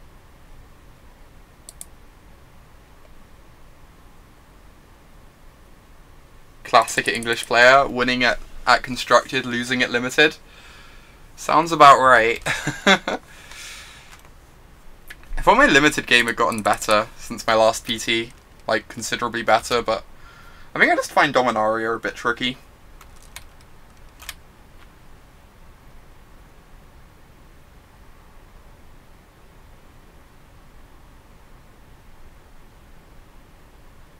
Do I even care about that? I don't think I care about that. Dominaria is like pretty good. I enjoy Dominaria as a draft format. I just happen to be not particularly great at it.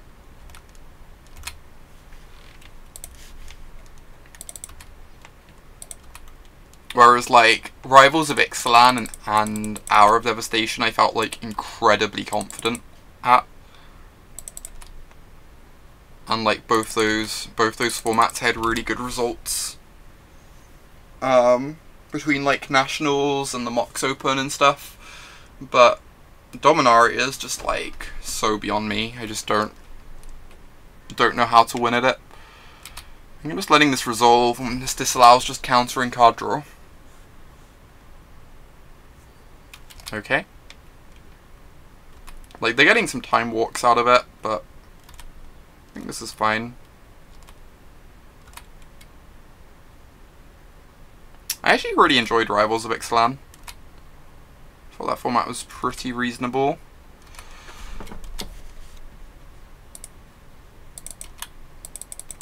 I know people had a problem with like how bomby it was, and the bombs were kind of gross, but I don't know. I felt really comfortable in the format. It's hard for me to dislike that. My like limited rating was like consistently around 1900 throughout that format, whereas in this format it's like forever 1800. I did open very well. You're not wrong. That format liked me. Like, considerably.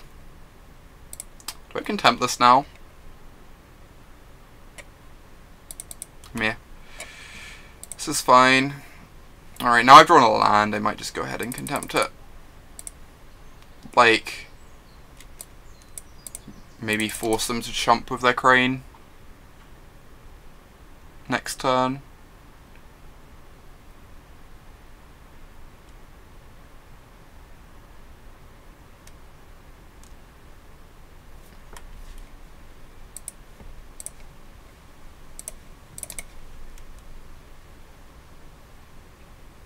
Any spell gives them an extra turn, that's fair. Oh wow. This works out though, right? We get to like waste their Metallic Rebuke. I agree it's kind of a spew. Like if they draw a Padim, we feel pretty sad. I think it's specifically Padim makes us feel pretty sad. So they don't really want to have to spend a disallow on a Padim. But like I would obviously have to. Oh wow. So the reason I wanted to contempt last time was if I drew another removal spell, I wanted to like be able to kill the crane this turn and like get in my attack cleanly, which is exactly what happened. So I'm feeling pretty smart about that at least. Spewing is working out. Oh, reverse engineer. Yeah, there's no way in hell I'm letting that resolve.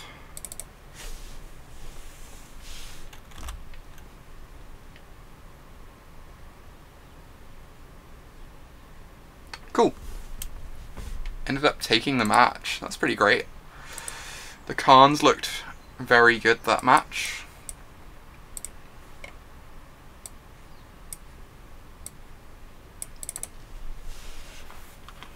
How's the Storm matchup? Apparently, 100%. Lifetime undefeated against Storm. To the extent which you could call that deck Storm.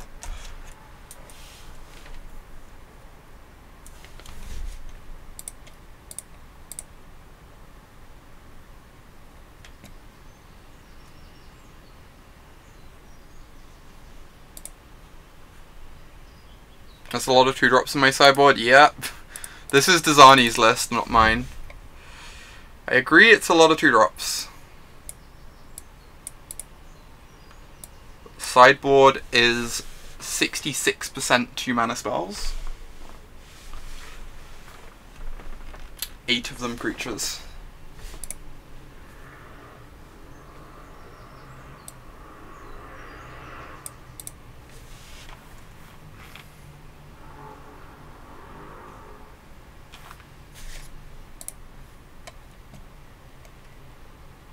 Why'd I put Steven in the middle? That's a good question. I cannot honestly remember. I was not the one who registered us. Might be a non-zero part of that. Personally, I prefer being on the side, since I don't tend to like ask for help particularly. But I will go first. Guess this is a keep, question mark. Ah, okay, George. I'll take a look at it when I'm done streaming then. I've not actually seen that list. Also, I should 100% have led on Swamp. But, you know. This is fine. Our third island matchup in a row.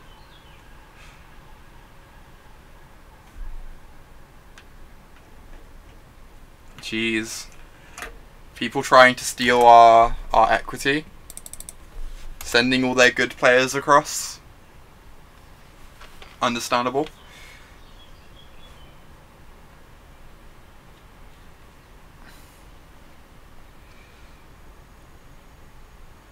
That is History of Dominaria. I am so happy they cast that.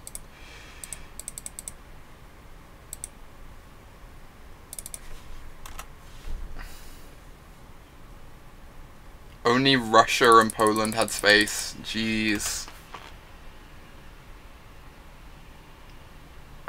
So am I right in thinking they're probably just not going to do a Team PT ever again? Feels like there have been a lot of disasters surrounding this one. Also, I feel really dead right now. They're on 4 lands to our 2. I'm having to, like, cast down a night token.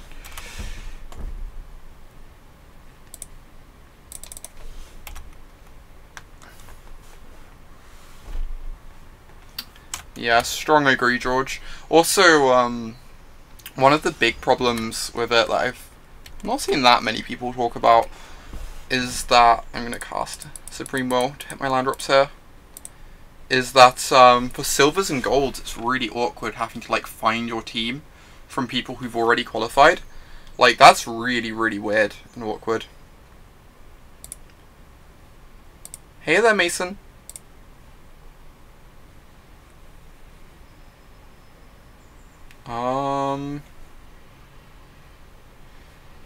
What am I doing? I could...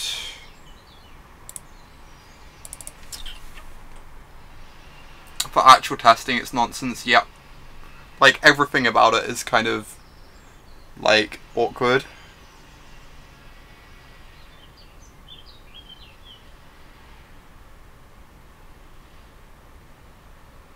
What am I doing? I could just kill the Memorial, and then I have Syncopate up for Teferi, but if they have a 6th land, that doesn't work. I guess I just have to pass the turn. If they cast a Wrath, I'm like 100% scattering it. The Mirari Conjecture deck is a treat. I'll say that much.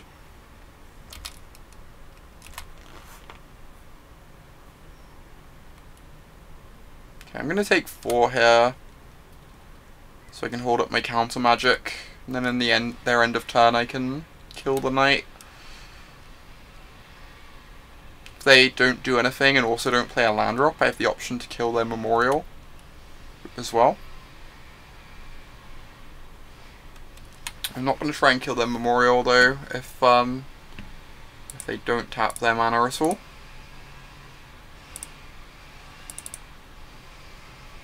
Let's just spew another removal spell. Okay. Hitting our land drops is very good. Now we have like infinite counter magic open. Next turn we start to hold up Gearhulk. I think we're in an okay position, despite how rough the start was. Obviously they're drawing too, but it's been a while. Merfolk Trickster, it's been a while. I'm just gonna let this one resolve. Proceed to take 12 damage off of it. Oh, I should have killed the Memorial there, huh? In my end of turn. I'd still have a counter spell up in their turn. Yeah, that was a bit bad. Not doing that. It was not ideal.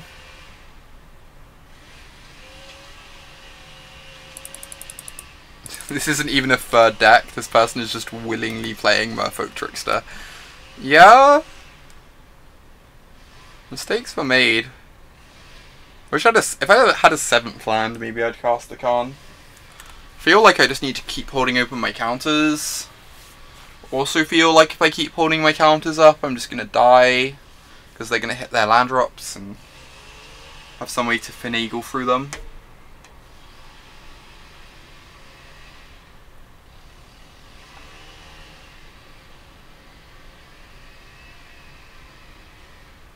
Ooh, okay. They are sacking the memorial. I could stick the Gearhawk here. But I think I just want to hold up counter magic for a Teferi. Hey there, Sandro. How are you doing? Ooh, another memorial.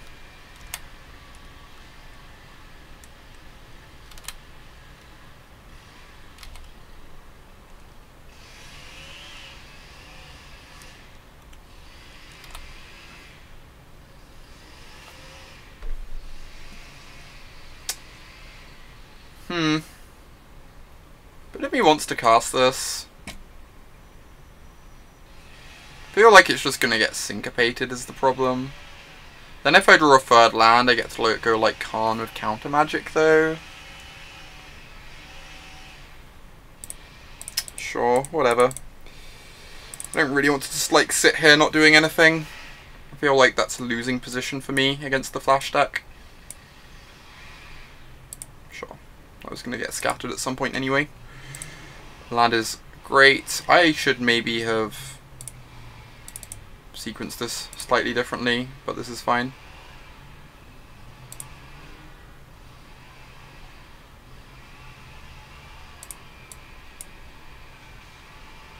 I'm doing well, Sandro, yeah. I'm excited to be home. I'm quite exhausted from my trip, but being home is great.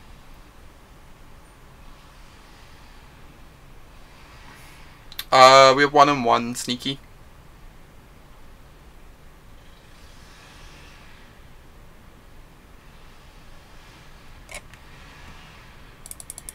Okay, they give us scatter. Could kill the memorial here, but I think the memorial doesn't matter too much. I just want to hold open counter magic. Here comes a Wrath. Okay, I'm just going to counter this. I'm going to get to untap and cast something scary, which I'm obviously not pleased about, but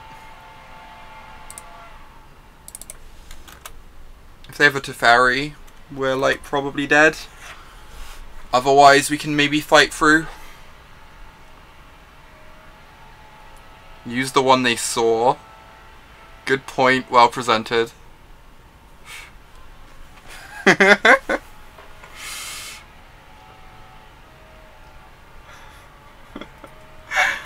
Not my best moment, I will agree.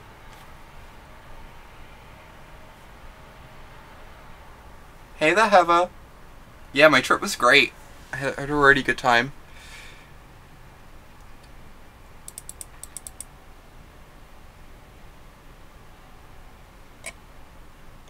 Did your, I have no idea how much. Did the card that was sent to you arrive, by the way? I have no idea if that was meant to be a secret, but I also feel like it should have arrived by now. So even if it was meant to be a secret, it's probably fine.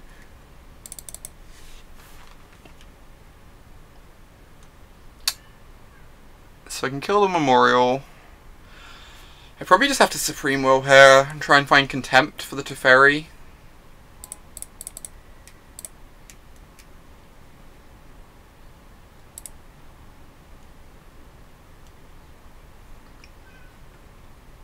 To start, let's do this. So now I need to have them to have actual 0 spells, and I need to draw like removal spell into removal spell.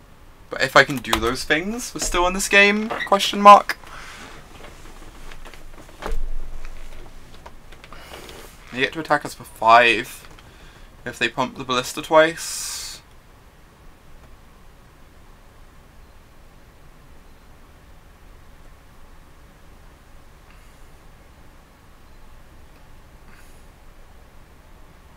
Huh. It means they have a counter spell in hand.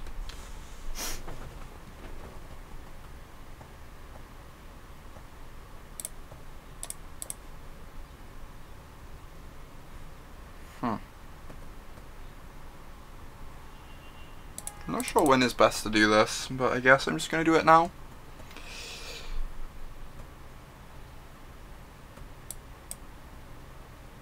Wait, wait, wait. What am I missing, George? Now I can field? I was going to field in this turn, yes, George.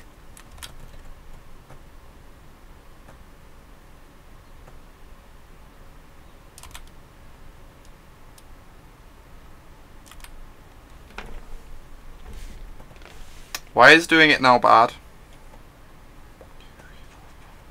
Yeah, I'm just going to field here. Like, what am I missing, George?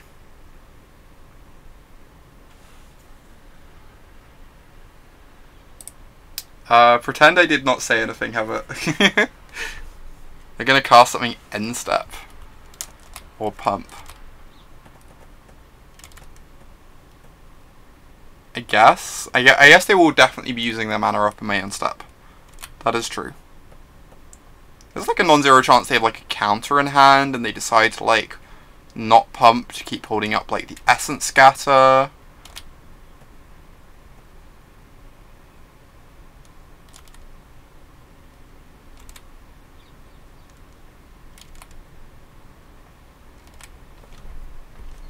Okay. If we can draw an answer next turn, we're in a good position.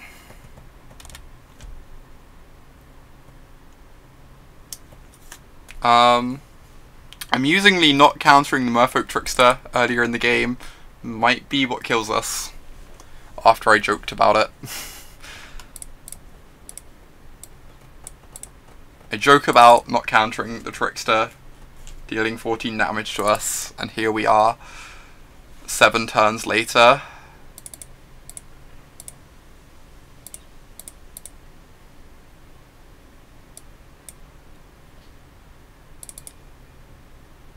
Alright, removal spell. One time. One time.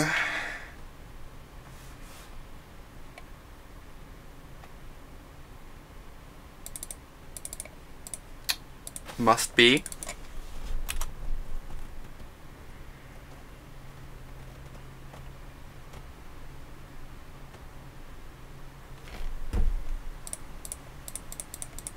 We're like kind of desperately clinging on over here. Apparently they just don't have anything though. I guess they have seal-aways in hand, right? They probably just have some seal-aways. Would explain the dead cards.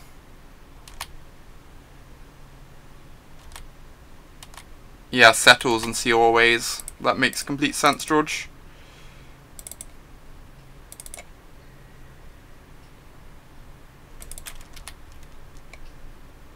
That is a good one. Jeez.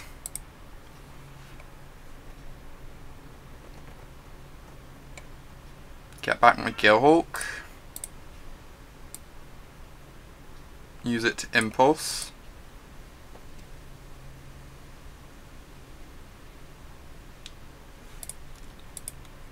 Right, target Supreme Will.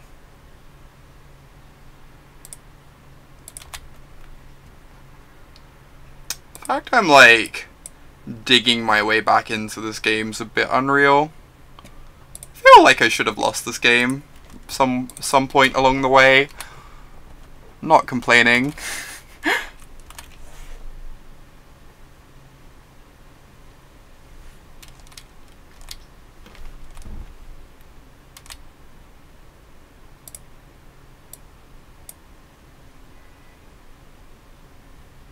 Oh my god. Gearhulk reanimate Shalai? No, there's no Shalai. She's in exile. Scarab got reanimate Shalai, I mean. I'm so sad. I wanted to reanimate a Shalai.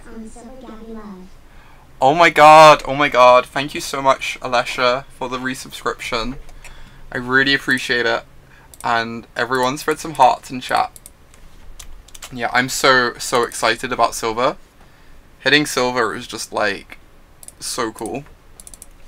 Like after being bronze for the last year. I kind of want to attack with my Gearhulk. They can seal it away, but then the zombies get to attack them.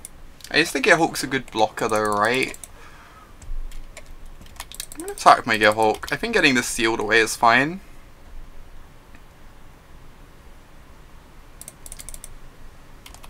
Since we're gonna be attacking with things anyway. Like the Scarab God's gonna make a 4/4 we can attack with.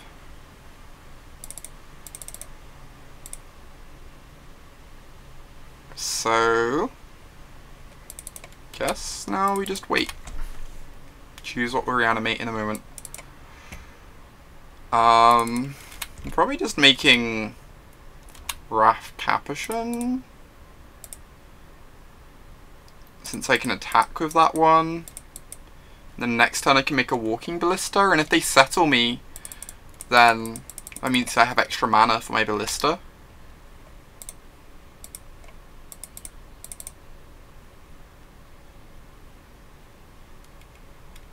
Okay, scry. Bottom, bottom, bottom. Those all seem very medium. That seems less medium. Confirmed, Karn is less medium.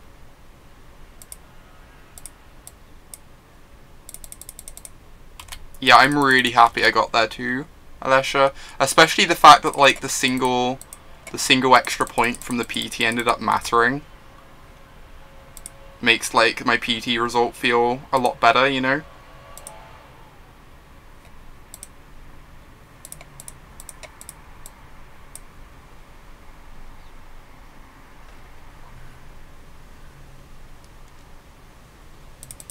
Okay. Keep making zombies. These zombies are helping our Scarab God too.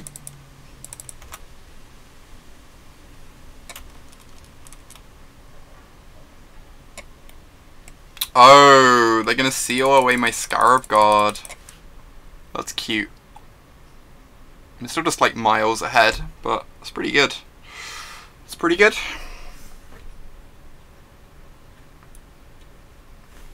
I guess that's also good.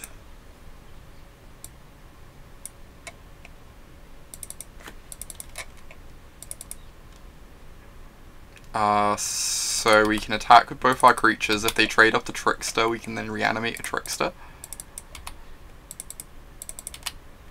Skill, I know, right? Such a skill game.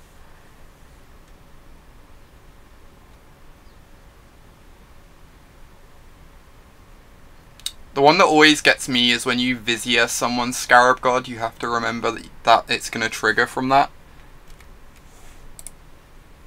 So we have 11 mana, so I'm just going to let this happen and only deal the 4.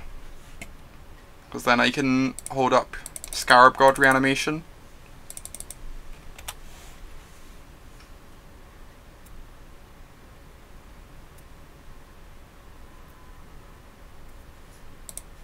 Sick. That worked out. Great. That was game 1 apparently. That was a grindy game 1. What do we want for the post-board games? Knight of Malice seems pretty great. It blocks Trickster and blocks history tokens and keeps Teferi in check. So I think I want all the knights. Obviously they can use Trickster to make this just like 1/1, but I think that's fine still. I think we're still fine with that. I want some number of Duress. They have Teferis, they have Counter Magic, they have History of Dominaria. So Duresses seem good in some quantity. Why not Glimmer of Genius? I'm not playing Glimmer of Genius because I am playing Jeremy Dezani's list, is the simple answer. Jeremy's Dezani's list does not have Glimmer of Genius. He's running Karns instead, which I can kind of have, like, the Karns have been really impressive so far. Honestly, the Karns have felt a lot better than Glimmer. They do the same thing of like helping you hit your land drop on turn 4 or 5, whilst just being like a much more rawly powerful card. It makes your Gearhulks a bit worse, but you can still cast Supreme Wills with Gearhulks, which is fine. Cutting all three cast downs might be a bit aggressive. I need to cut 3 cards still though. I could see cutting a scatter or 2.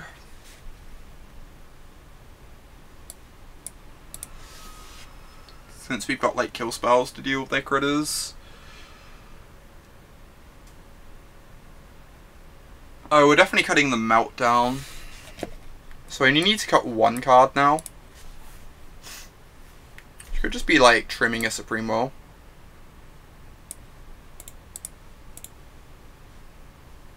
This looks pretty good.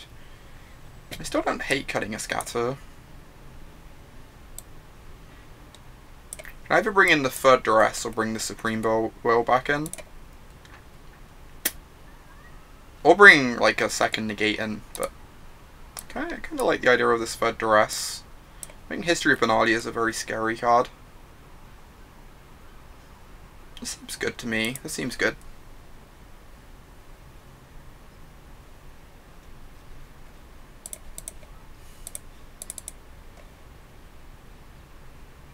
This sounds great. We've got the Duress for the turn 3 history.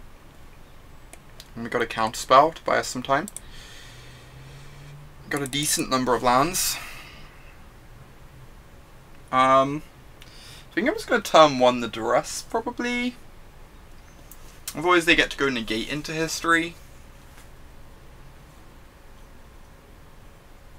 If we plan on turn 2ing the Duress.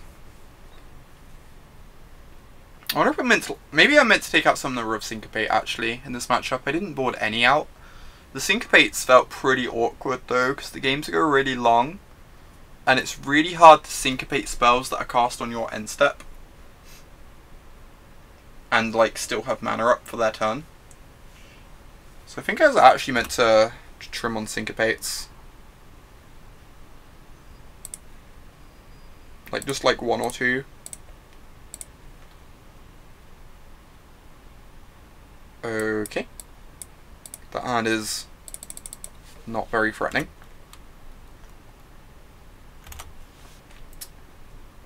Awkward. Oh, they drew the island. Boo. I'm so upset. I'm so upset about that island. Alright. Merfolk Trickster beats begin.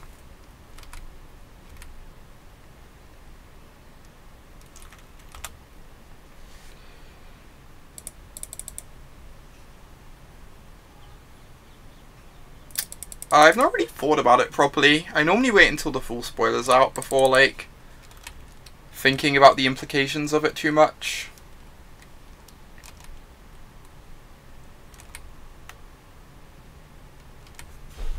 I imagine it's, like, it's always been the case, though, that, core sets have only had, like, medium impact on standard, right? Just because they tend to be, like, a bit lower power level and a bit less complex and stuff. So it's not like that big a disappointment if it doesn't have a huge impact. I feel like I could have played the field that turn. I do want to field the Memorial at some point, but I kind of figure like there's a decent chance they cast a 4-drop maybe. Fragtusk disagrees. That is true. Fragtusk was quite the magic card.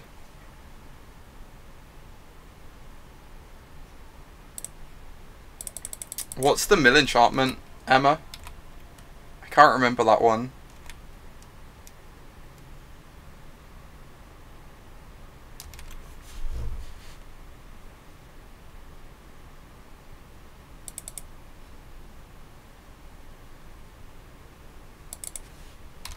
I was almost certainly meant to upkeep this, but I'm lazy. Doesn't really matter.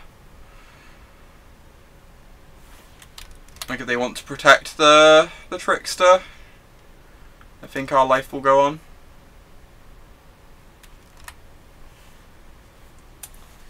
Right, I don't really want them resolving a Wrath. I'd also like to kill this Memorial. So yes, this is what I'm doing.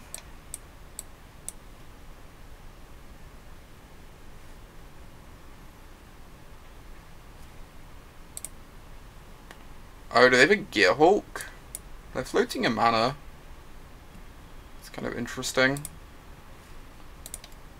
Patient Rebuilding. Okay, let's look at Patient Rebuilding. 3 blue, blue. At the beginning of your upkeep, target opponent puts the top 3 cards of their library into their graveyard.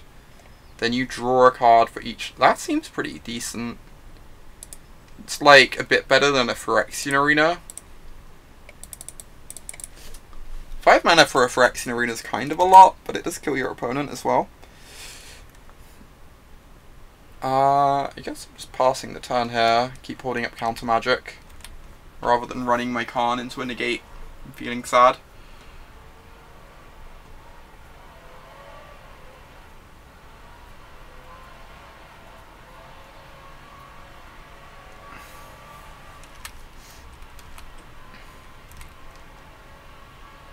Could almost Supreme Will here. I kind of want to hit land drops. Also, like, the Supreme Will's usefulness is going to get used up pretty soon. With them on 6 lands. Take the Swamp or a Negate.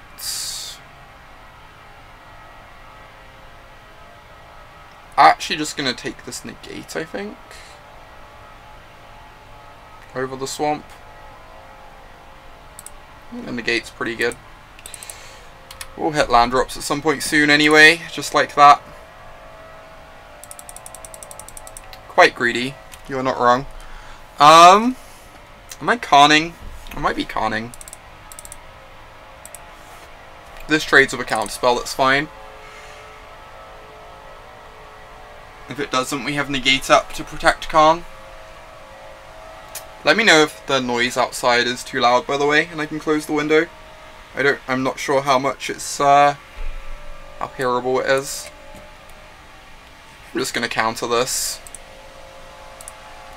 Kinda want my Karn. If they have a Teferi, it's really bad for us, but otherwise, like, getting a Karn on board is pretty huge. I could minus. If I minus and they have a Teferi, I get to kill Teferi. And then next turn I can plus it out of Shalai range.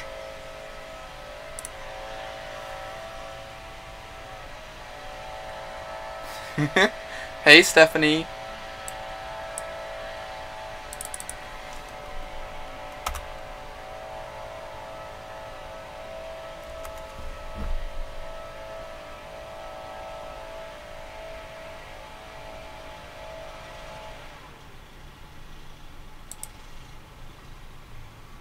Is this just a Shalai? It is the Teferi. Look at us making a construct. Oh my god. We're so great. Making a construct so we don't lose the game to Teferi on the spot. Whew.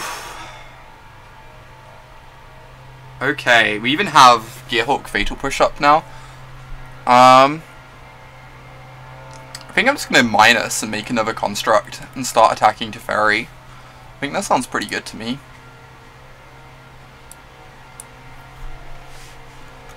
Yeah, more constructs. I am on board with more constructs.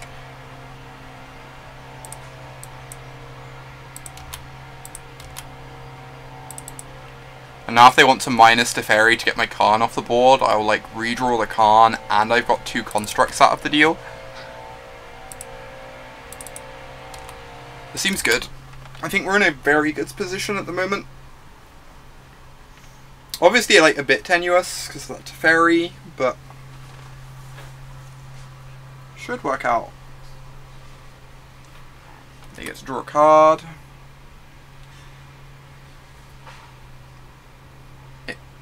It would have been better. You are 100% correct, George. If they'd had a Wrath, we could have, could we have Supreme Willed the Wrath? We could have just Supreme Willed the Wrath if they had one, for what it's worth.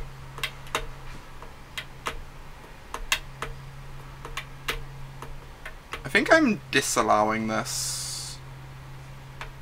Then if they have a counter, I get to untap Gearhulk Fatal Push.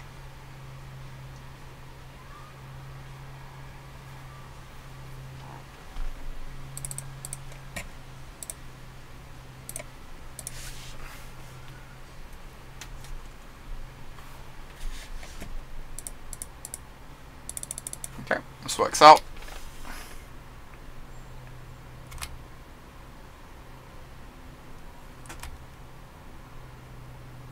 Yeah, exactly, George.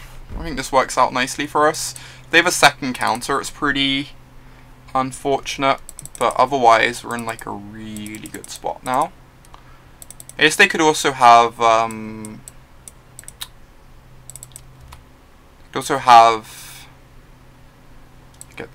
they wouldn't have Settle the Wreckage. There's a card I was thinking of that I've forgotten. Like, Wrath doesn't do anything, because these are going to be free freeze.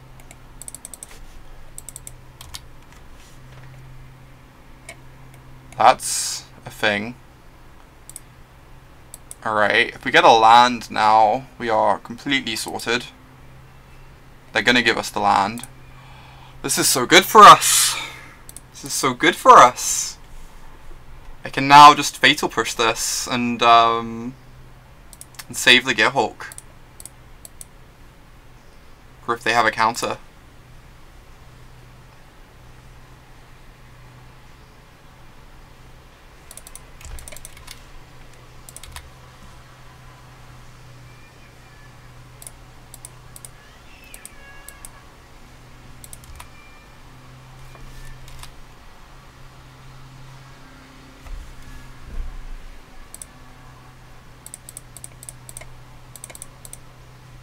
Okay, now we get to counter the Trickster. With the Supreme Will, I guess.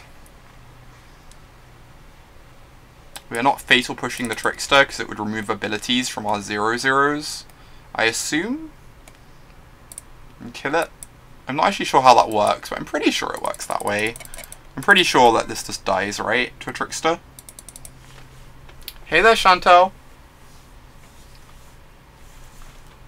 How's Vegas going? I assume you're still there. Maybe you're traveling back pretty soon though.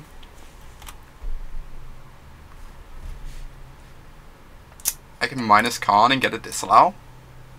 The dream.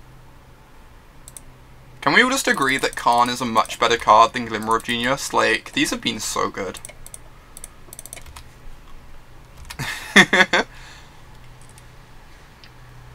No! That's like the worst. I hope you still had like a great time on the final day though. These Karns have been like unreal. It's like almost weird to think we kept playing Glimmer of Genius compared to this card. Like, this is doing like a very similar thing of helping you hit land drops, but it's also just like a win con and threatens planeswalkers and stuff. I feel really good about the Karn minus the first time we cast it before the Teferi. I think that worked out really well. I know, right? Getting to sleep in my own bed for the first time in like 3.5 weeks was unreal. The actual dream. It is good. I will answer that question more fully once I have got some water and a cookie and gone to the bathroom, because I meant to do that before the last round, but did not. I'll be back in 1 moment.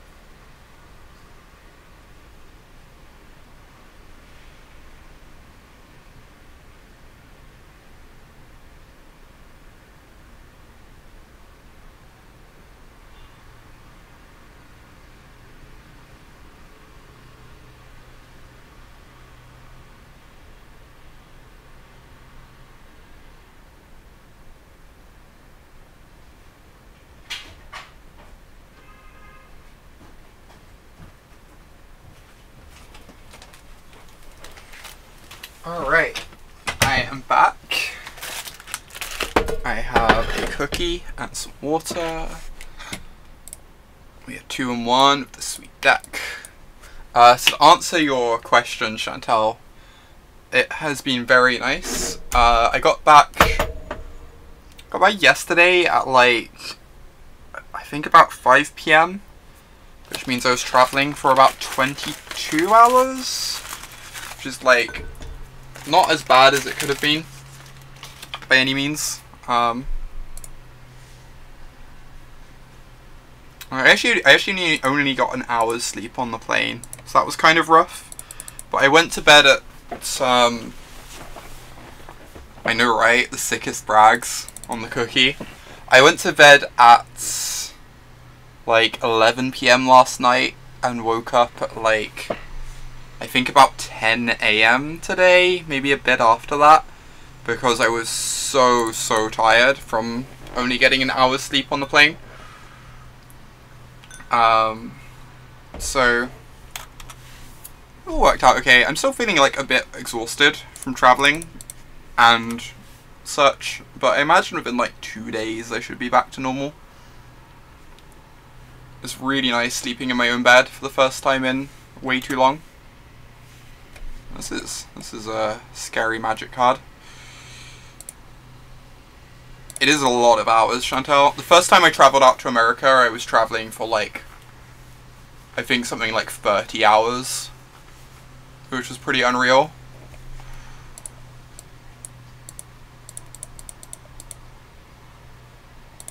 Like, I think it was like I left in the evening and then arrived in the evening the next day.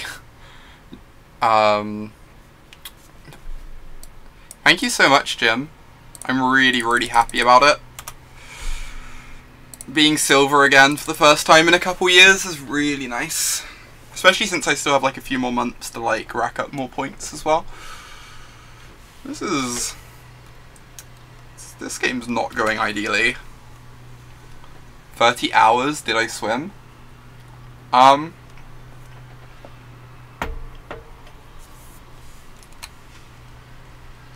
So the first time I went to America on my own, the airport I was flying from, the flight was leaving at like 6 in the morning. So I couldn't travel out there on the morning of my flight. I didn't want to have to pay for a hotel. So I ended up traveling out there at like 7 PM in the evening. And just staying in the airport overnight. And then there was a flight to New York, which connected to a flight to Milwaukee, and then I had to get a bus from Milwaukee to Madison, where I was staying, for the GP. So it was like really intense. I was actually on the road for just like 30 hours, essentially.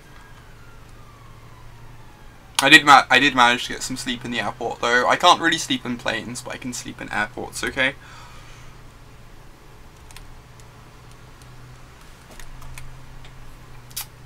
Drawing a non-Gearhulk spell this game would have been a tad helpful. It's kind of wild, we're only like a fatal push away from stabilizing in this game.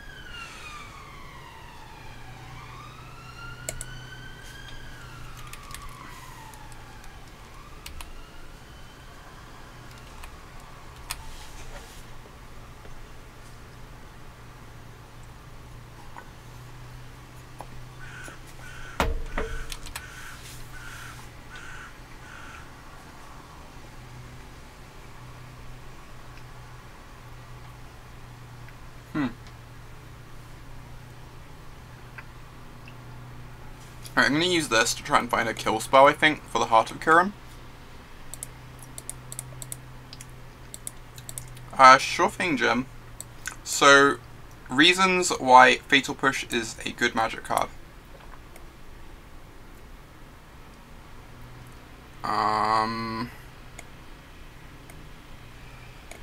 I feel like the Karn's not going to do anything this game is the thing.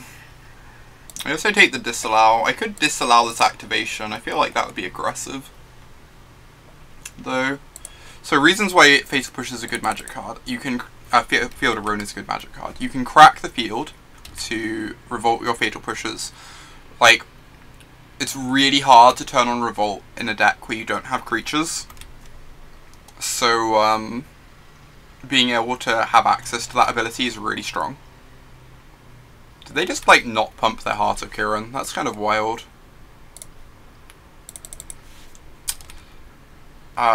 In addition to that, there are some lands you need to kill. Mainly in control mirrors, you need to be able to kill a Scanter the Sunken Ruin, which is really important. Like, if you can't kill your opponent's Scanter, you often just lose the game as a result. So being able to do that's really, really key. In addition, there's also like a couple other lands that matter. Ascanter's the main one. And in addition to that, it just helps your mana colors a bit. Like, essentially Field of Ruins are like kind of really bad Evolving Wilds for the sake of colors. Like, you can look at them as like kind of bad Evolving Wilds that just help sort out your mana, and they can also like hurt your opponent's mana at the same time.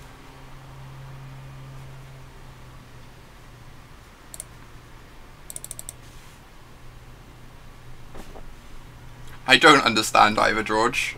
It's very confusing.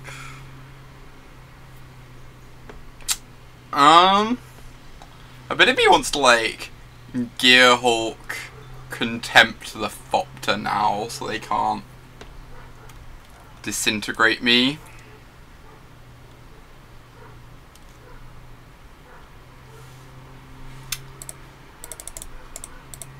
This might be wrong. I'm kind of into it though.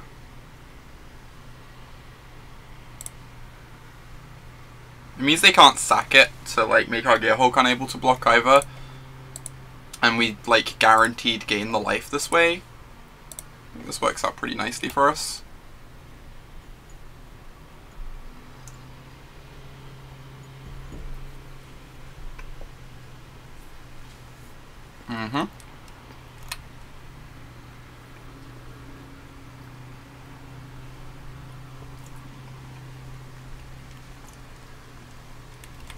So this is definitely the downside. They now get to spray our Gearhulk.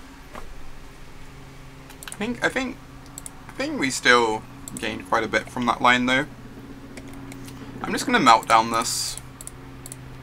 It's kind of aggressive using the Meltdown right now, but they don't seem to have any other threats, and I kind of like to keep our life total reasonable. Ooh. There's nothing I really want to Gearhulk right now. So I think I'm just going to slam Karn.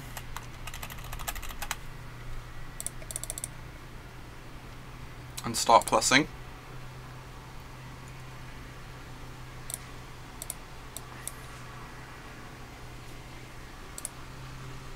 Awesome. Counters are fine.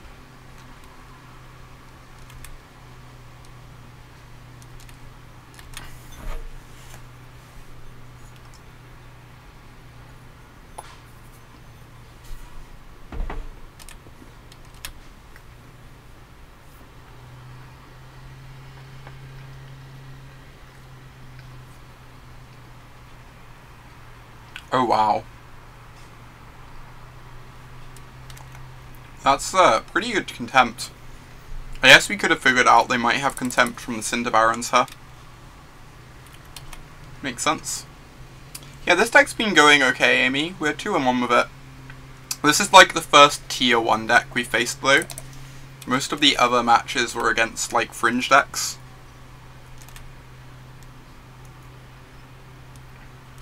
But we're 2-1 with it so far, so it's performing pretty well. I guess I'm just passing the turn. At some point I need to get that Chandra out of play. I guess the Gearhulk can maybe do that now. Though now we've got a Fatal Push to clear the way.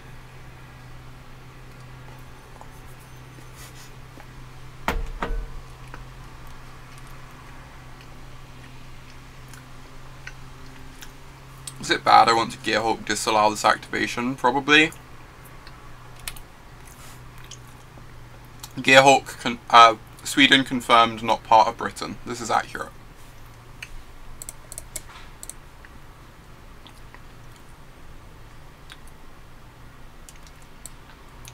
I guess, like, maybe we're trying to, like, I don't even know what direction to take this without it getting weird. Oh my god, we get to kill the Chandra now. We can,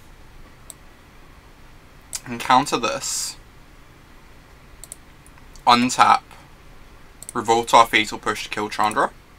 The fact we're in this game is pretty unrealistic, I feel. Has my body clock reset? I think it's still in the process of doing that.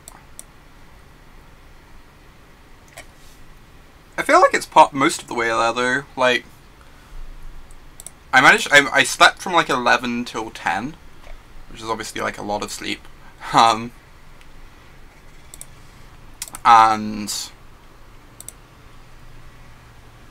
like the fact I got to sleep so early, I feel is a pretty good thing.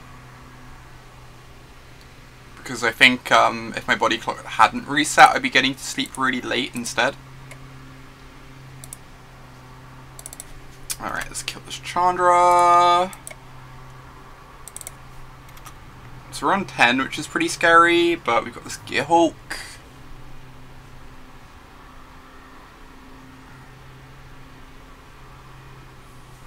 Okay, now we're at parity again, which is fine. Imagine if they'd floated a... I guess maybe they drew that. They probably just drew that for turn, to be fair. If they'd had it in hand when we fielded them, they could have abraded, but... So they have 4 mana. 1, 5... Yeah, top deck mode I think is favourable for us, for sure. We have like bigger, more impactful spells.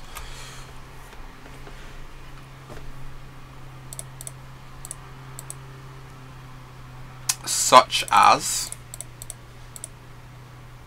Examples include...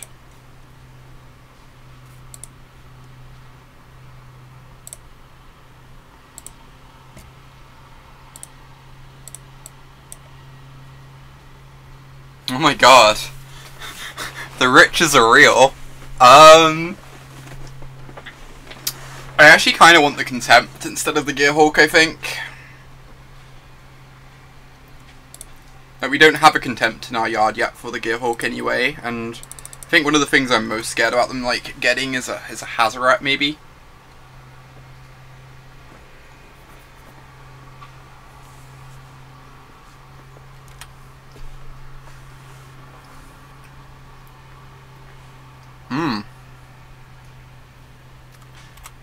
Goodbye, Liliana.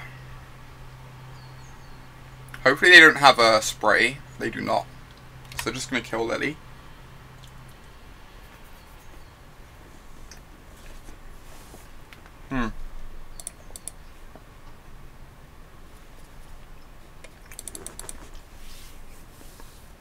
Not killing us is pretty interesting.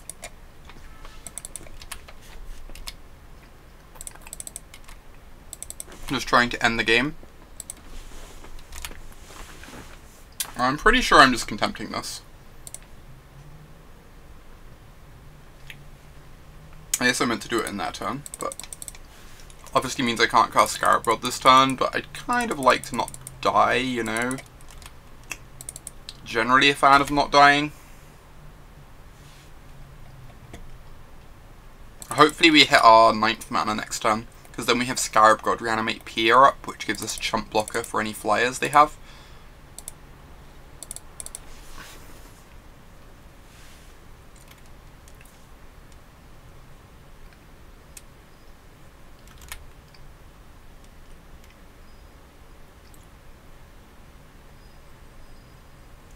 Okay. Oh boy. Now their attack makes sense. pretty terrifying.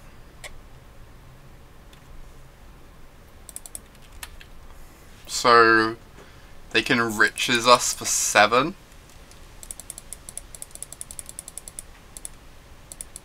Alright. I'm gonna cycle this and try and find a counterspell. If I find nothing, I will play my Scarab God.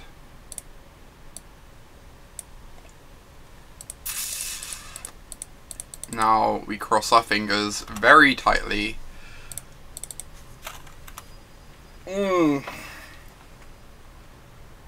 Please don't kill me.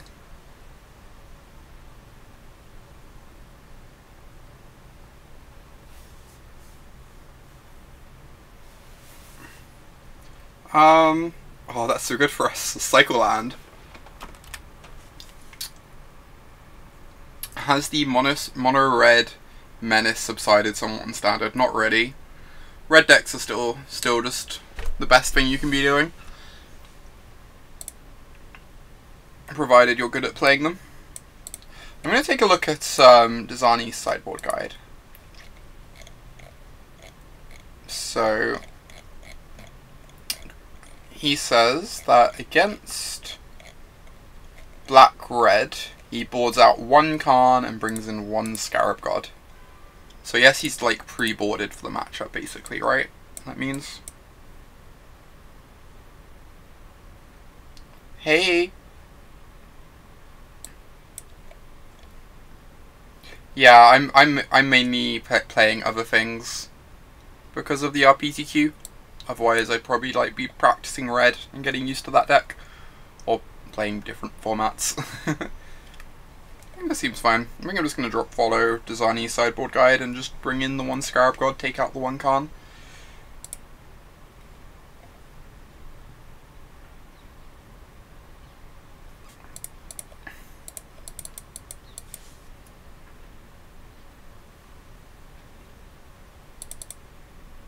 This is a reasonable hand. We've got push for an early threat. Need a few more land drops, but once we hit them, we have some solid interaction along the curve.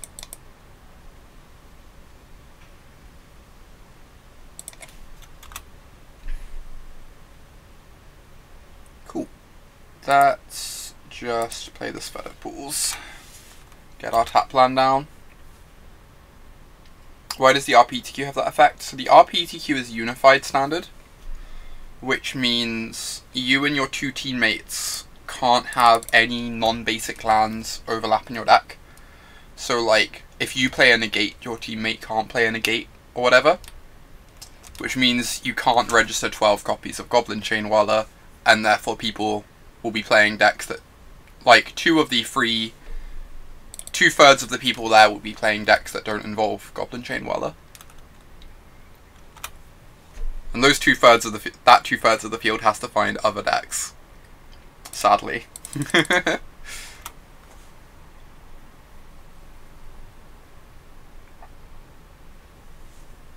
No worries. It's like a pretty weird situation. It means people are just like trying out all sorts of weird decks to find something. So I'm trying out blue-black control at the moment, and then at some point I want to try out blue-black mid-range. I'm just going to cast this, rather than do nothing. Huh. I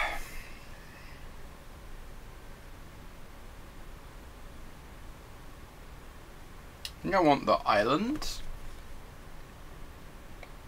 Just like hit my land drops here.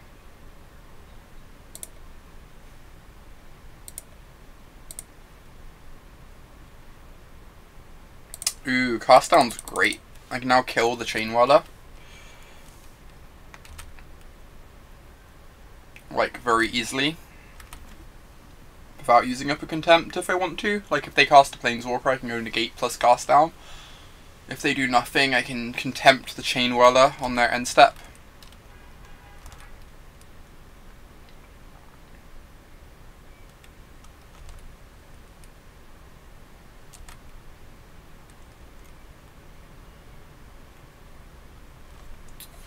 Yeah, this is great. This is just the dream. the actual dream.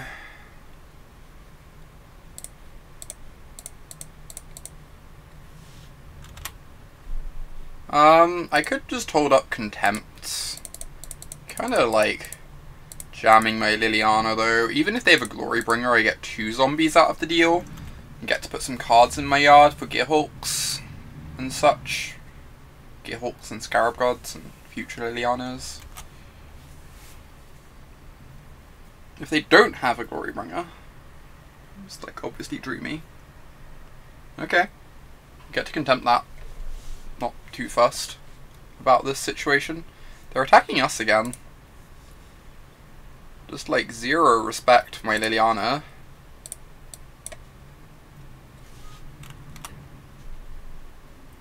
We drew a cast down, which is kind of dreamy. It can kill this Glorybringer and leave us with a Contempt up. Let us double spell this turn.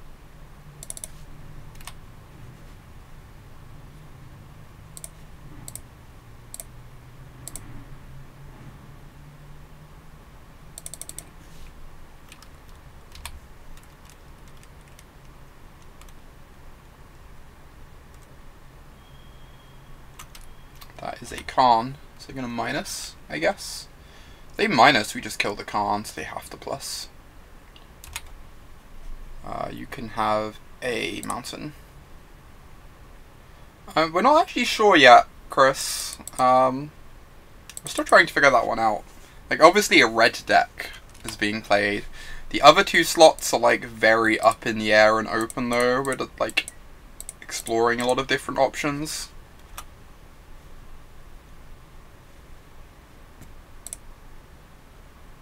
Just keep making zombies. Ooh, we found a Gearhulk.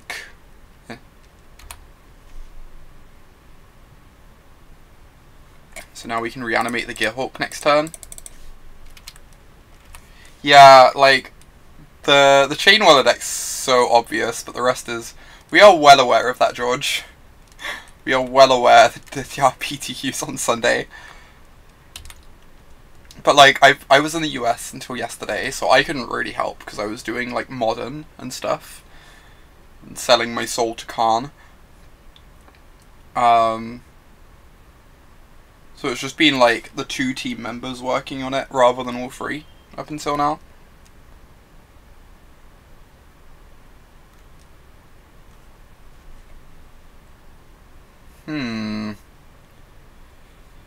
Bit of me almost doesn't want to Contempt this. But I guess my zombies kill Planeswalkers pretty well.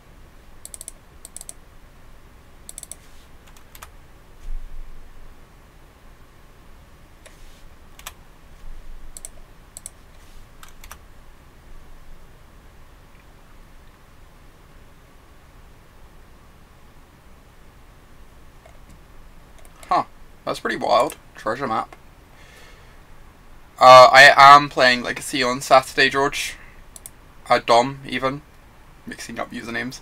I am playing Legacy on Saturday, Dom. I'm very excited for it. Cast some Delvers, as always. Spoilers. Any of those decks you wouldn't play? I don't really like green-black very much. I think the Snake deck is, like, very medium. I don't think it has good matchups against anything, pretty much. But I know other people like it a lot more. I think all the other decks are, like, completely defensible, though.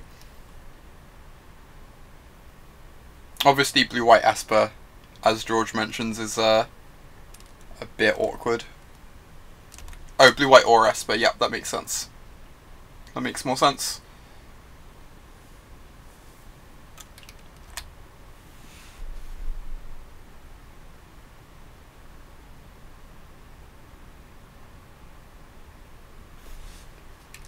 Blue-Black Sewer, oh my god. These zombies are trying their hardest. Upkeep, kill a zombie. Is that what's gonna happen to me? I hope my opponent draws some creatures. I would like it if my opponent drew some creatures.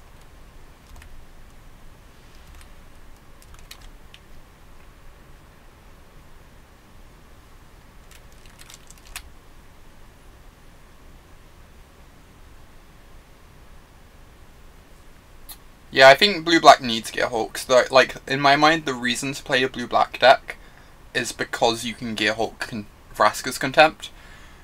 Like, the fact that you gain access to, like, a 5th or 6th copy of Vraska's Contempt is so big, I think. So I think the Gearhulks are really important to blue-black.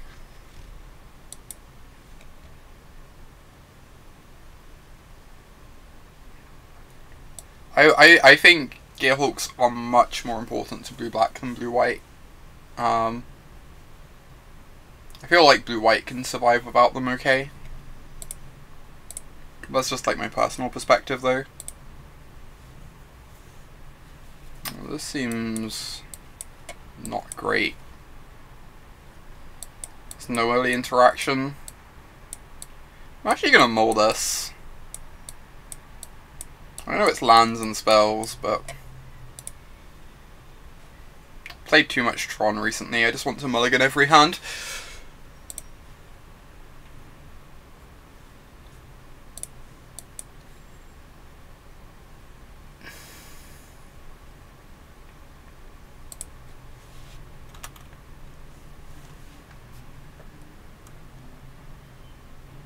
Hey, more red-black. Been wanting to play this matchup, so I'm pretty hype about that. If I go, I will probably be playing Tron. Dom.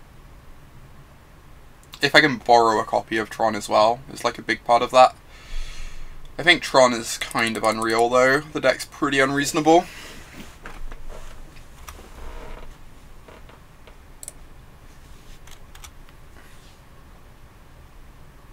We're playing against black-red. Probably mid-rangey list because of the Cinder Barons.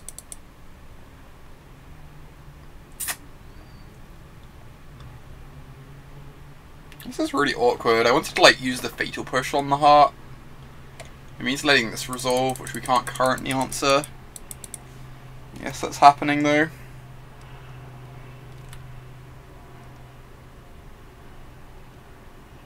Hey, Marcus. Hope you're doing well.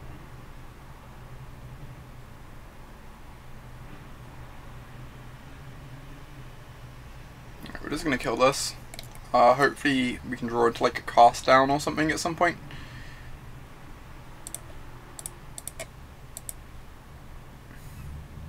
Like, one of the weirdly awkward things about vehicles is when you have a kill spell and a counter spell, and you let the vehicle resolve, you're then like forced to let the next thing resolve if you actually want to kill the vehicle. It gets really weird. Why not Syncopate? I wanted to save the Syncopate for a Planeswalker. I feel like we have like a lot more answers to Chain Whirler than we do answers to Planeswalkers. Hey Chris. Oh god, this is, you're calling for platypus noises? I have sated your need of platypus noises. Thank you for the bits. I appreciate it. 1 mana short of like answering both these things and untapping with Karn.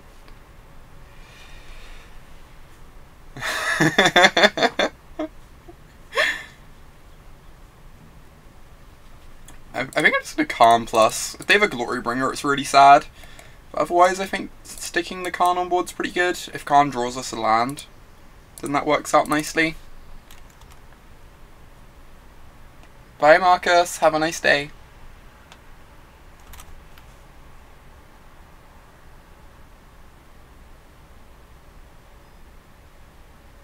Ooh, another Chain Whirler.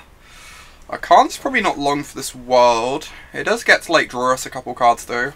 So like I said, Karn's basically just Glimmer of Genius in this deck a lot of the time, and that's fine. It's like just drawing us a couple lands and smoothing out our draw for us. Which is kind of what we needed this game. I could just minus and grab the other Karn. It's honestly not unreasonable. And then I could, like, this turn I can cast down something, next turn I get Gearhulk cast down. Yeah, Glimmer that keeps you healthy, exactly. Glimmer that grabbed us a bunch of life. Yeah, I think I like grabbing the Karn too. It's like a bit awkward because we've got lots of stuff to do with our mana anyway, but I think getting the Karn is going to work out nicely. Now part of what I'm considering is instead of casting down, I could just cast Scarab God this turn. Obviously if they have a disintegration it's rough, but if they don't then next turn we can double spell and like start ticking up this. Yeah, I'm just going to cast my Scarab God. I think it just uses my mana so much better. It means we're going to take like an extra lick or two off the Chain Whirlers, but I think that's fine. Glimmer plus gain 6. Glimmer plus gain 6 is OP. Huh, do they have a Magma Spray? I would be surprised if they have Magma Spray in against me post board. So I'm just going to block here.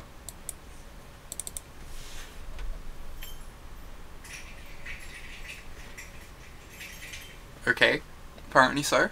That's fine though.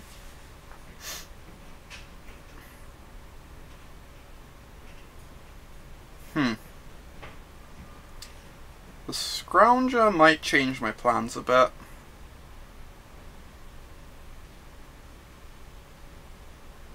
What do I do now? I could... like, Karn plus against the Scrounger doesn't do anything. I guess that means I'm just Gearhulking this turn. I get to, like, kill the Scrounger, block a Chain Whirler.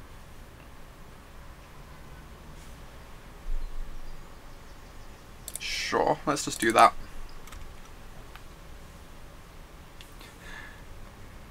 Losing the energy from Glimmer, so vital. I actually messed up that at the PT. I'm like, it's really easy to forget to add your energy from Glimmer because it basically never matters. But I ended up reanimating an opponent's Glint Sleeve Siphoner, and because I like forgot to add the energy off a Glimmer like 5 turns ago, I couldn't immediately draw a card. They still ended up winning the game anyway because there's no justice, but it was very close to being really embarrassing.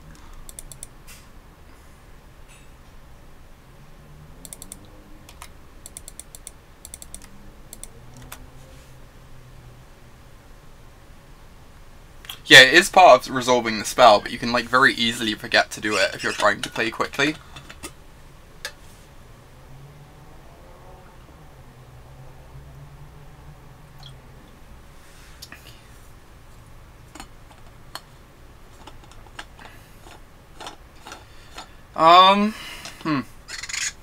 This is pretty rough. I guess I have to cast Karn. And plus, I'm gonna have to run pretty hot from this point because they have the Scrounger too that they can start reanimating next turn.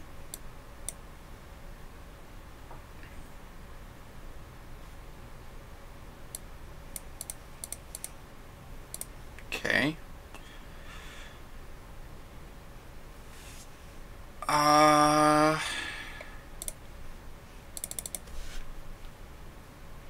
So, I guess we pass the turn. And then we can kill the Ballista. It's kind of tough. Like, a bit of me just wants to kill Ballista now, so they can't pump it up if they draw a land. I don't know that the extra 1 damage from a pump would end up mattering though. It's kind of nice not letting our opponent know we have a kill spell in hand. It could like change their attack slightly.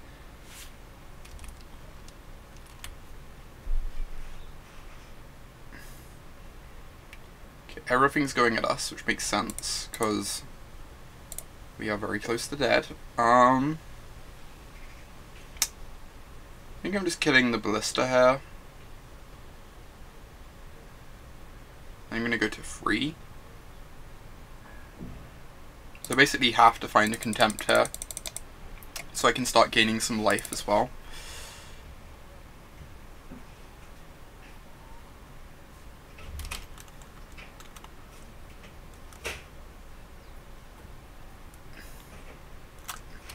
Yeah, I would go to... Yeah, I go to 1 because of the ballista, you're right. I guess the scenario in which I end up getting punished for taking the extra damage by, like, passing the turn here is, if I draw a Vraska's Contempt. Because currently Vraska's Contempt only puts me up to 3 life. If I had just, like, main phased the cast down, I end up going up to 4. Which means I'm not dead to the Chain Whirlers.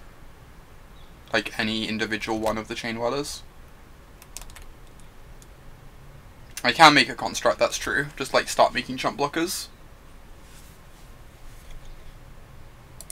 Right, the card in exile is a Syncopate, so it's not too relevant. And we're just dead.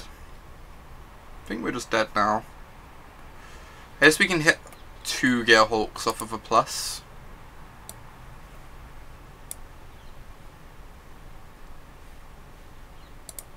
We did not hit 2 Gear Hulks off of a plus. Alright, I'm not sure what we're looking for here, but... dream big.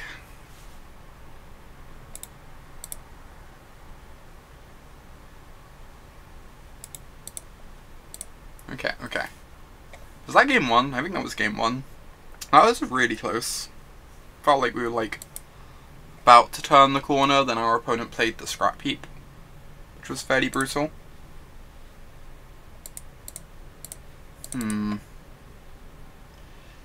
So what we did last time was just make this swap. I wish we had more ways to exile Scrap Heap. I know I've seen lists playing an Hour of Glory in their sideboard, because then you just have more exile effects, which is really nice. Oh, you're right, you're right. You are completely correct, Caius. It's because we played the same matchup twice in a row, it's just like throwing me off slightly. But you're completely correct.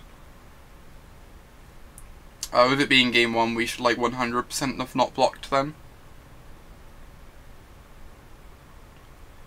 It's a mix of like me being tired from doing like 22 hours of travel yesterday, and the fact that it was like the second time playing an identical matchup in a row, and just threw me off a bit.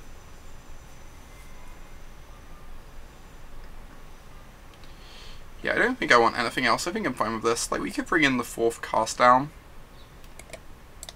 I almost wonder if the 4th cast down's better than a Fatal Push. I guess this kills Hearted Kieran, which is important. Just like being able to kill Goblin Chain Whirler is so nice.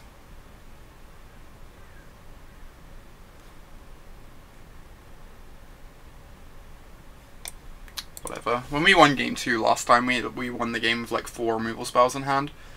So like there's a bit of me that's disinclined to just board in an 8th cheap removal spell. For that reason. Phil, thank you so much for the 10-month free subscription. I really appreciate the continued support.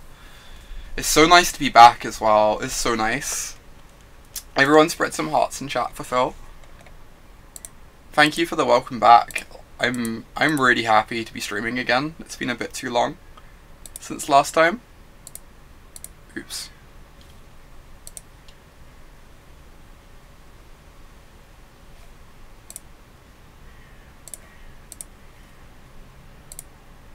This hand seems decent. We got answers to early creatures. We need to find like a Vraska's Contempt so we can answer a Planeswalker, but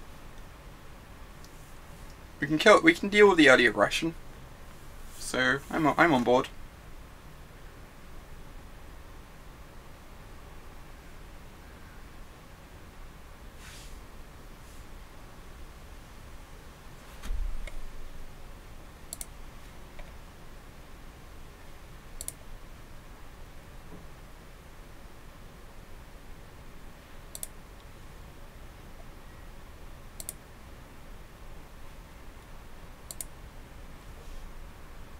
Oh my god. That sounds so bad, Phil. Jeez. No worries. I'm sure you'll get to like watch the stream more properly at some point. Now that I'm back, I'm planning on like doing most weekdays. So hopefully in like 2 or 3 weeks time I want to like settle on an actual schedule. But for like the next couple weeks I'm just going to be playing it by ear a bit. I'm just trying to do most weekdays. At some point soon, within the next couple weeks, I want to start making a real push towards like streaming enough and consistently enough to try and hit partnership, because I think that would just be amazing.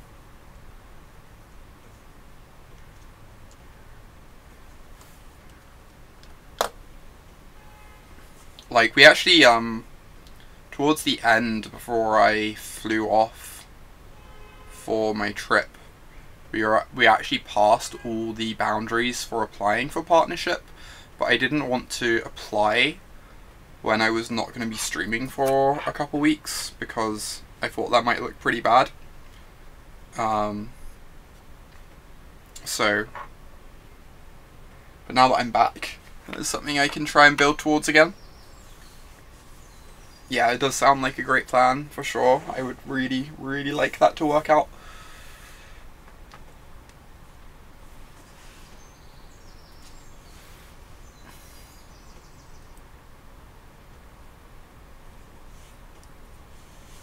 Waiting on opponent here on their mulligan decision.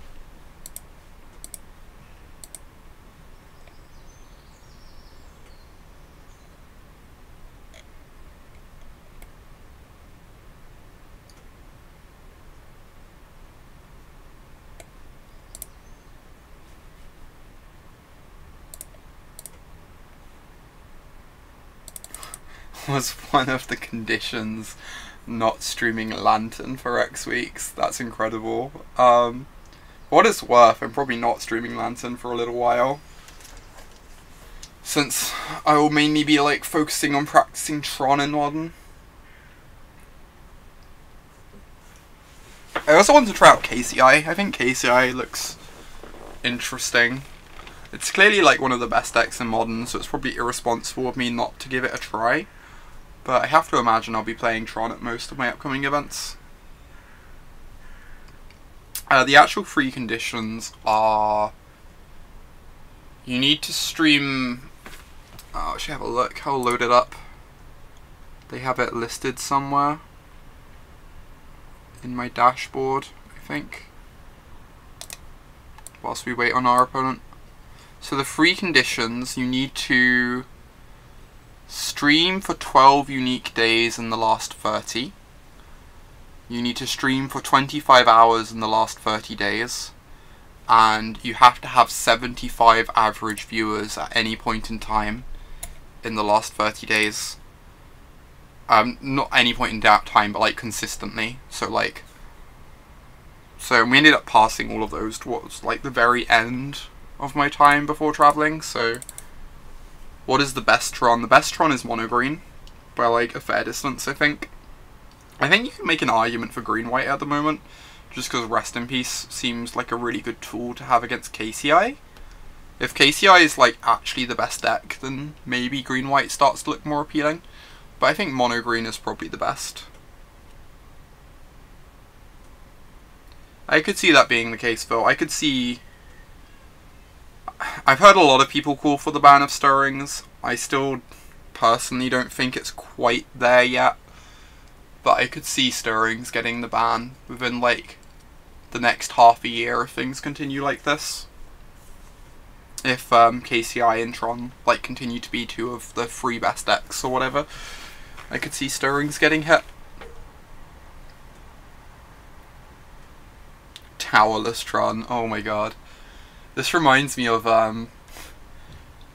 I used to play Blue-White Tron a lot in Modern. And Blue-White Tron is wild because, you're trying to cast, like, Supreme Verdict in your Tron deck. And, like, you have a bunch of, like, signets to help you do that.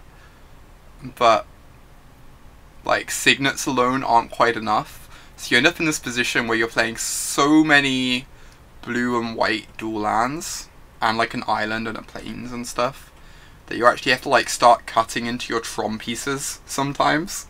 So I was playing like 10 Tron lands in my Tron deck. Like 4 tower, 3 mine, 3 power plant. Yeah, blue-white Tron is sweet and terrible. Both those words apply. For sure. Both those words are very applicable.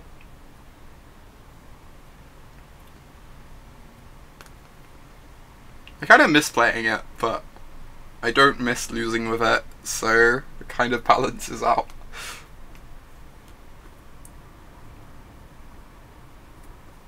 Yeah, I think about 2 years ago, right after Fort Notzia was printed, I decided to take blue-white Tron to an FNM so I could try out Fort Notzia. I think it was after Ayavugan was banned, so I wasn't like a complete crazy person. But it was after Ayavugan was banned, I took blue-white Tron to an FNM and promptly went like 0-3 and got the bye and was like, I probably just shouldn't play this deck again for a while. Kind of off it.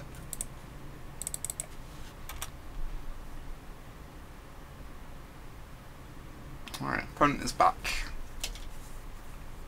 We drew a Scarab God, which is looking pretty nice. Scrap Heap.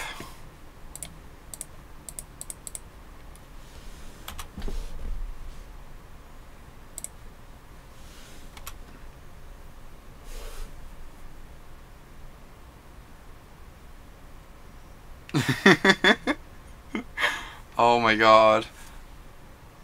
Is it that new like moon card? I guess that seems pretty problematic. I'm gonna counter this. It's kind of awkward. We won't have a counter for a Planeswalker this way, but the 2 bodies are actually kind of annoying. You could see letting this resolve and just like fatal pushing her. I really don't want to lose to a Planeswalker.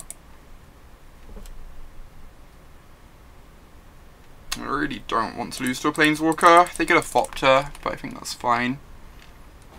They already have an artifact for disintegration anyway.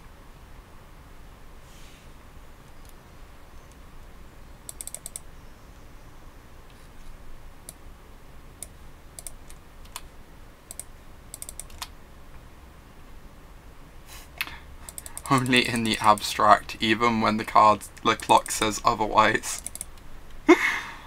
Oh my god. Secretly, we're always ahead on time. Get that Cinder Barons out of there. Yeah, Field to Revolt. And then kill Pia. Getting a creature in the yard for our Scarab God.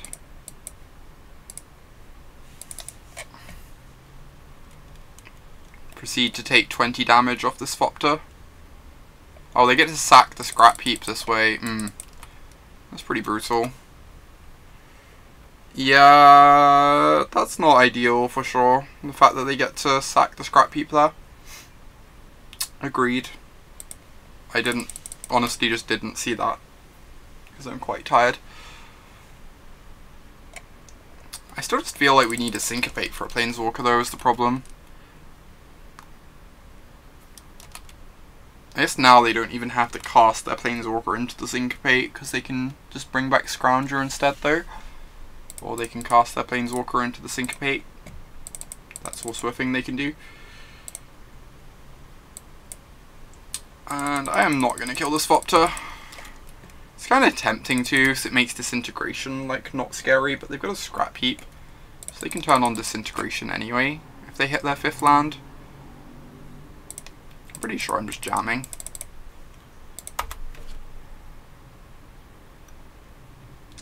I don't know though. I need to look at the schedule and look at my weekends and stuff. I think my weekends are pretty busy though, so I have to imagine I won't be doing that. This is all kinds of gross. I mean, just gonna cast my Scarab God again. And discard my land.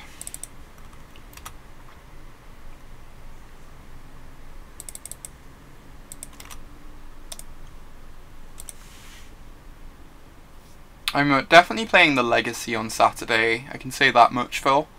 I'm very excited for the Legacy. That's so brutal. They have their 6th land now to bring back the Scrounger. So rude.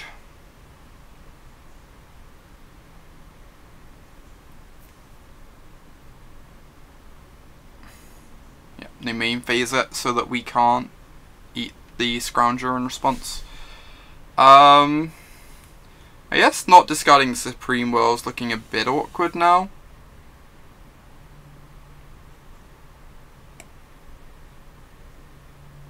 Instead of the Drowned Catacomb.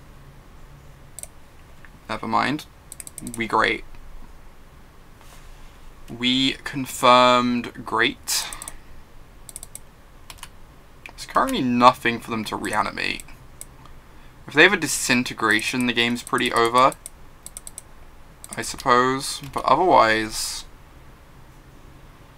we're in like a very reasonable position, I think. If they go for disintegration, we're going to have to Supreme Will. Nope. Just sack their Eldest Reborn.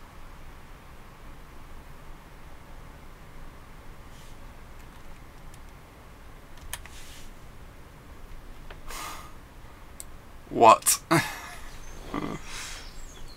If I was feeling really daring, I could give them the Hour of Glory and hope they don't have the 7th land. I guess I'm just giving them the disintegration though.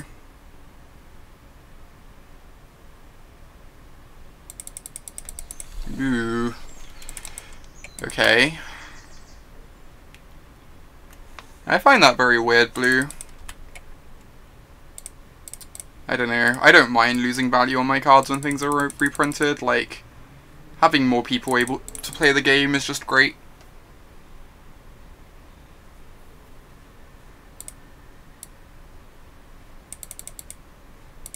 Just gonna counter this, and then I get to attack Karn here. Reanimate the Scrounger.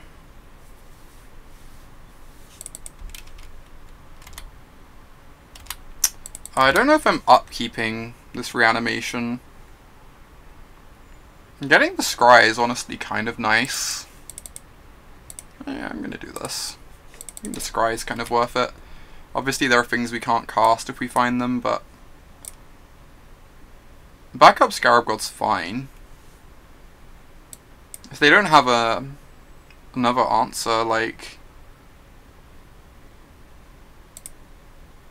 I think I'm just going to bottom it though, get greedy. Attack Karn. Karn should die next turn, hopefully, especially with like Gearhulk to flashback a removal spell.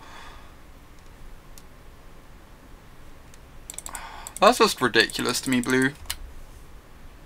They do have an hour under Karn, you're right. I forgot about that. They get to hour this now, which is kind of sad. There were no more creatures for us to bring back anyway though, and now we still have Gearhulk. Like, if we drew a Scarab God here, it's kind of close to just being a 5/5. So I think this is fine.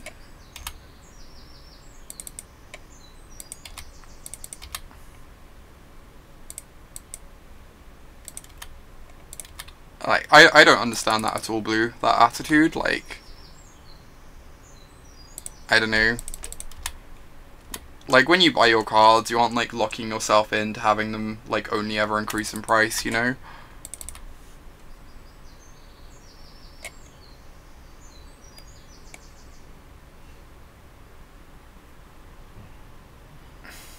What's this? Glorybringer? Ballista for 2. Okay, we can kill that. Sure.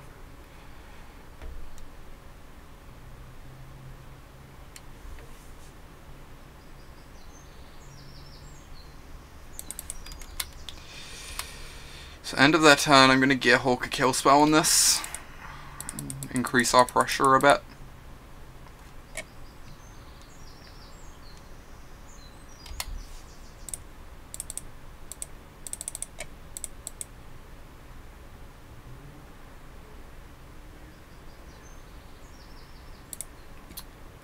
Fatal Push. Yeah, exactly, Phil.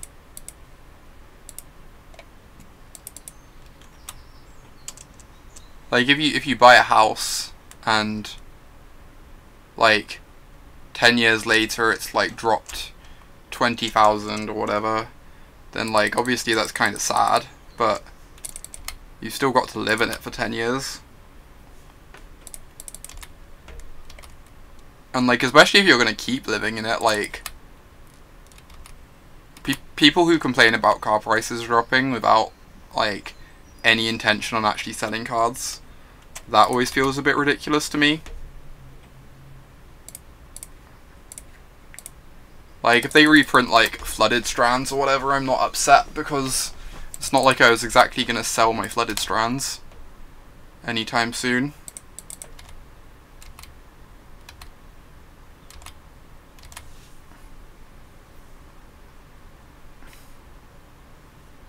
More Glorybringers, maybe? Ooh, this is a good one. The Karn's actually kind of scary, honestly. You can have a mountain. Yeah, the reserve list spikes like are actually upsetting for sure. Oh wow. So many Glorybringers. They have one coming next turn too off the Karn minus. We're actually in a bit of trouble here.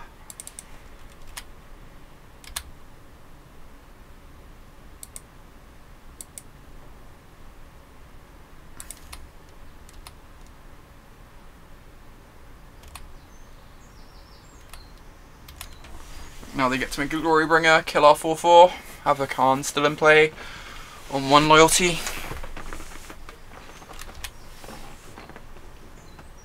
This game's going to be very hard to win from this spot.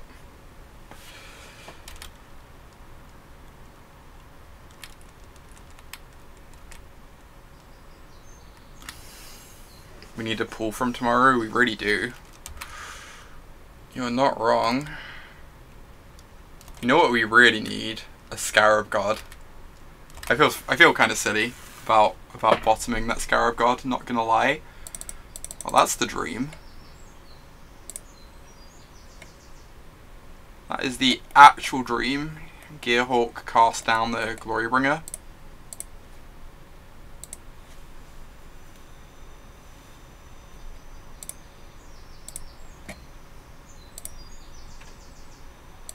Yeah, that top deck was pretty unreasonable.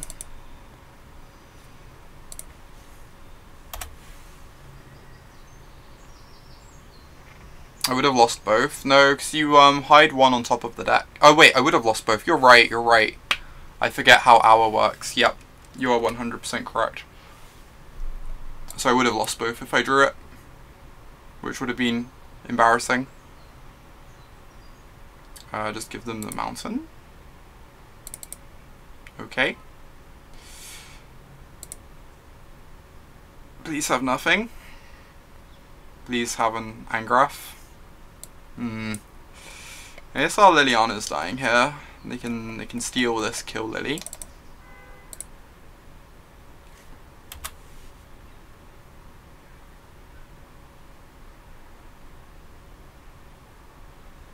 See you, Dom. Enjoy the team draft. No! Oh, my heart can't take this. Well, at least they drew a good card.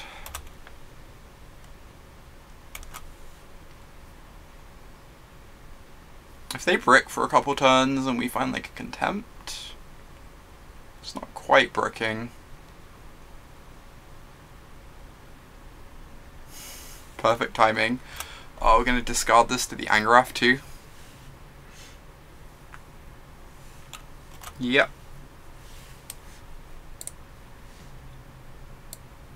Alright, we need like a Gearhawk or something here. Opponent just drawing straight fire. Yep. Angrath is a beast. Actually, Angrath's a Minotaur, but you know, I guess Minotaurs are kind of beasts. Pretty close to beasts. This deck still felt reasonable. I feel like I need to give another run to it at some point. I still haven't got a good feel for like how much I like it. It feels fine. We beat Red-Black once and lost to it once, but the time we beat it, it felt like our opponent was not playing great, so... See you, Caius. Also, can we get an E price on Gaia's Cradle? Whoops, wrong one. E price. Gaia's Cradle. It's like 4 tickets. That's not the worst. Solid plus EV on that treasure chest. Yeah, that deck felt pretty reasonable. I need to give it another run before I'm willing to like consider it for the RPTQ. But the Karns were actually pretty great, honestly. I wasn't sure what to expect from them, but they felt like better than Glimmer of Genius ever did. For me, I've always been like super medium on Glimmer, whereas the Karn felt like its floor is only a bit lower than Glimmer, but its ceiling is like way higher.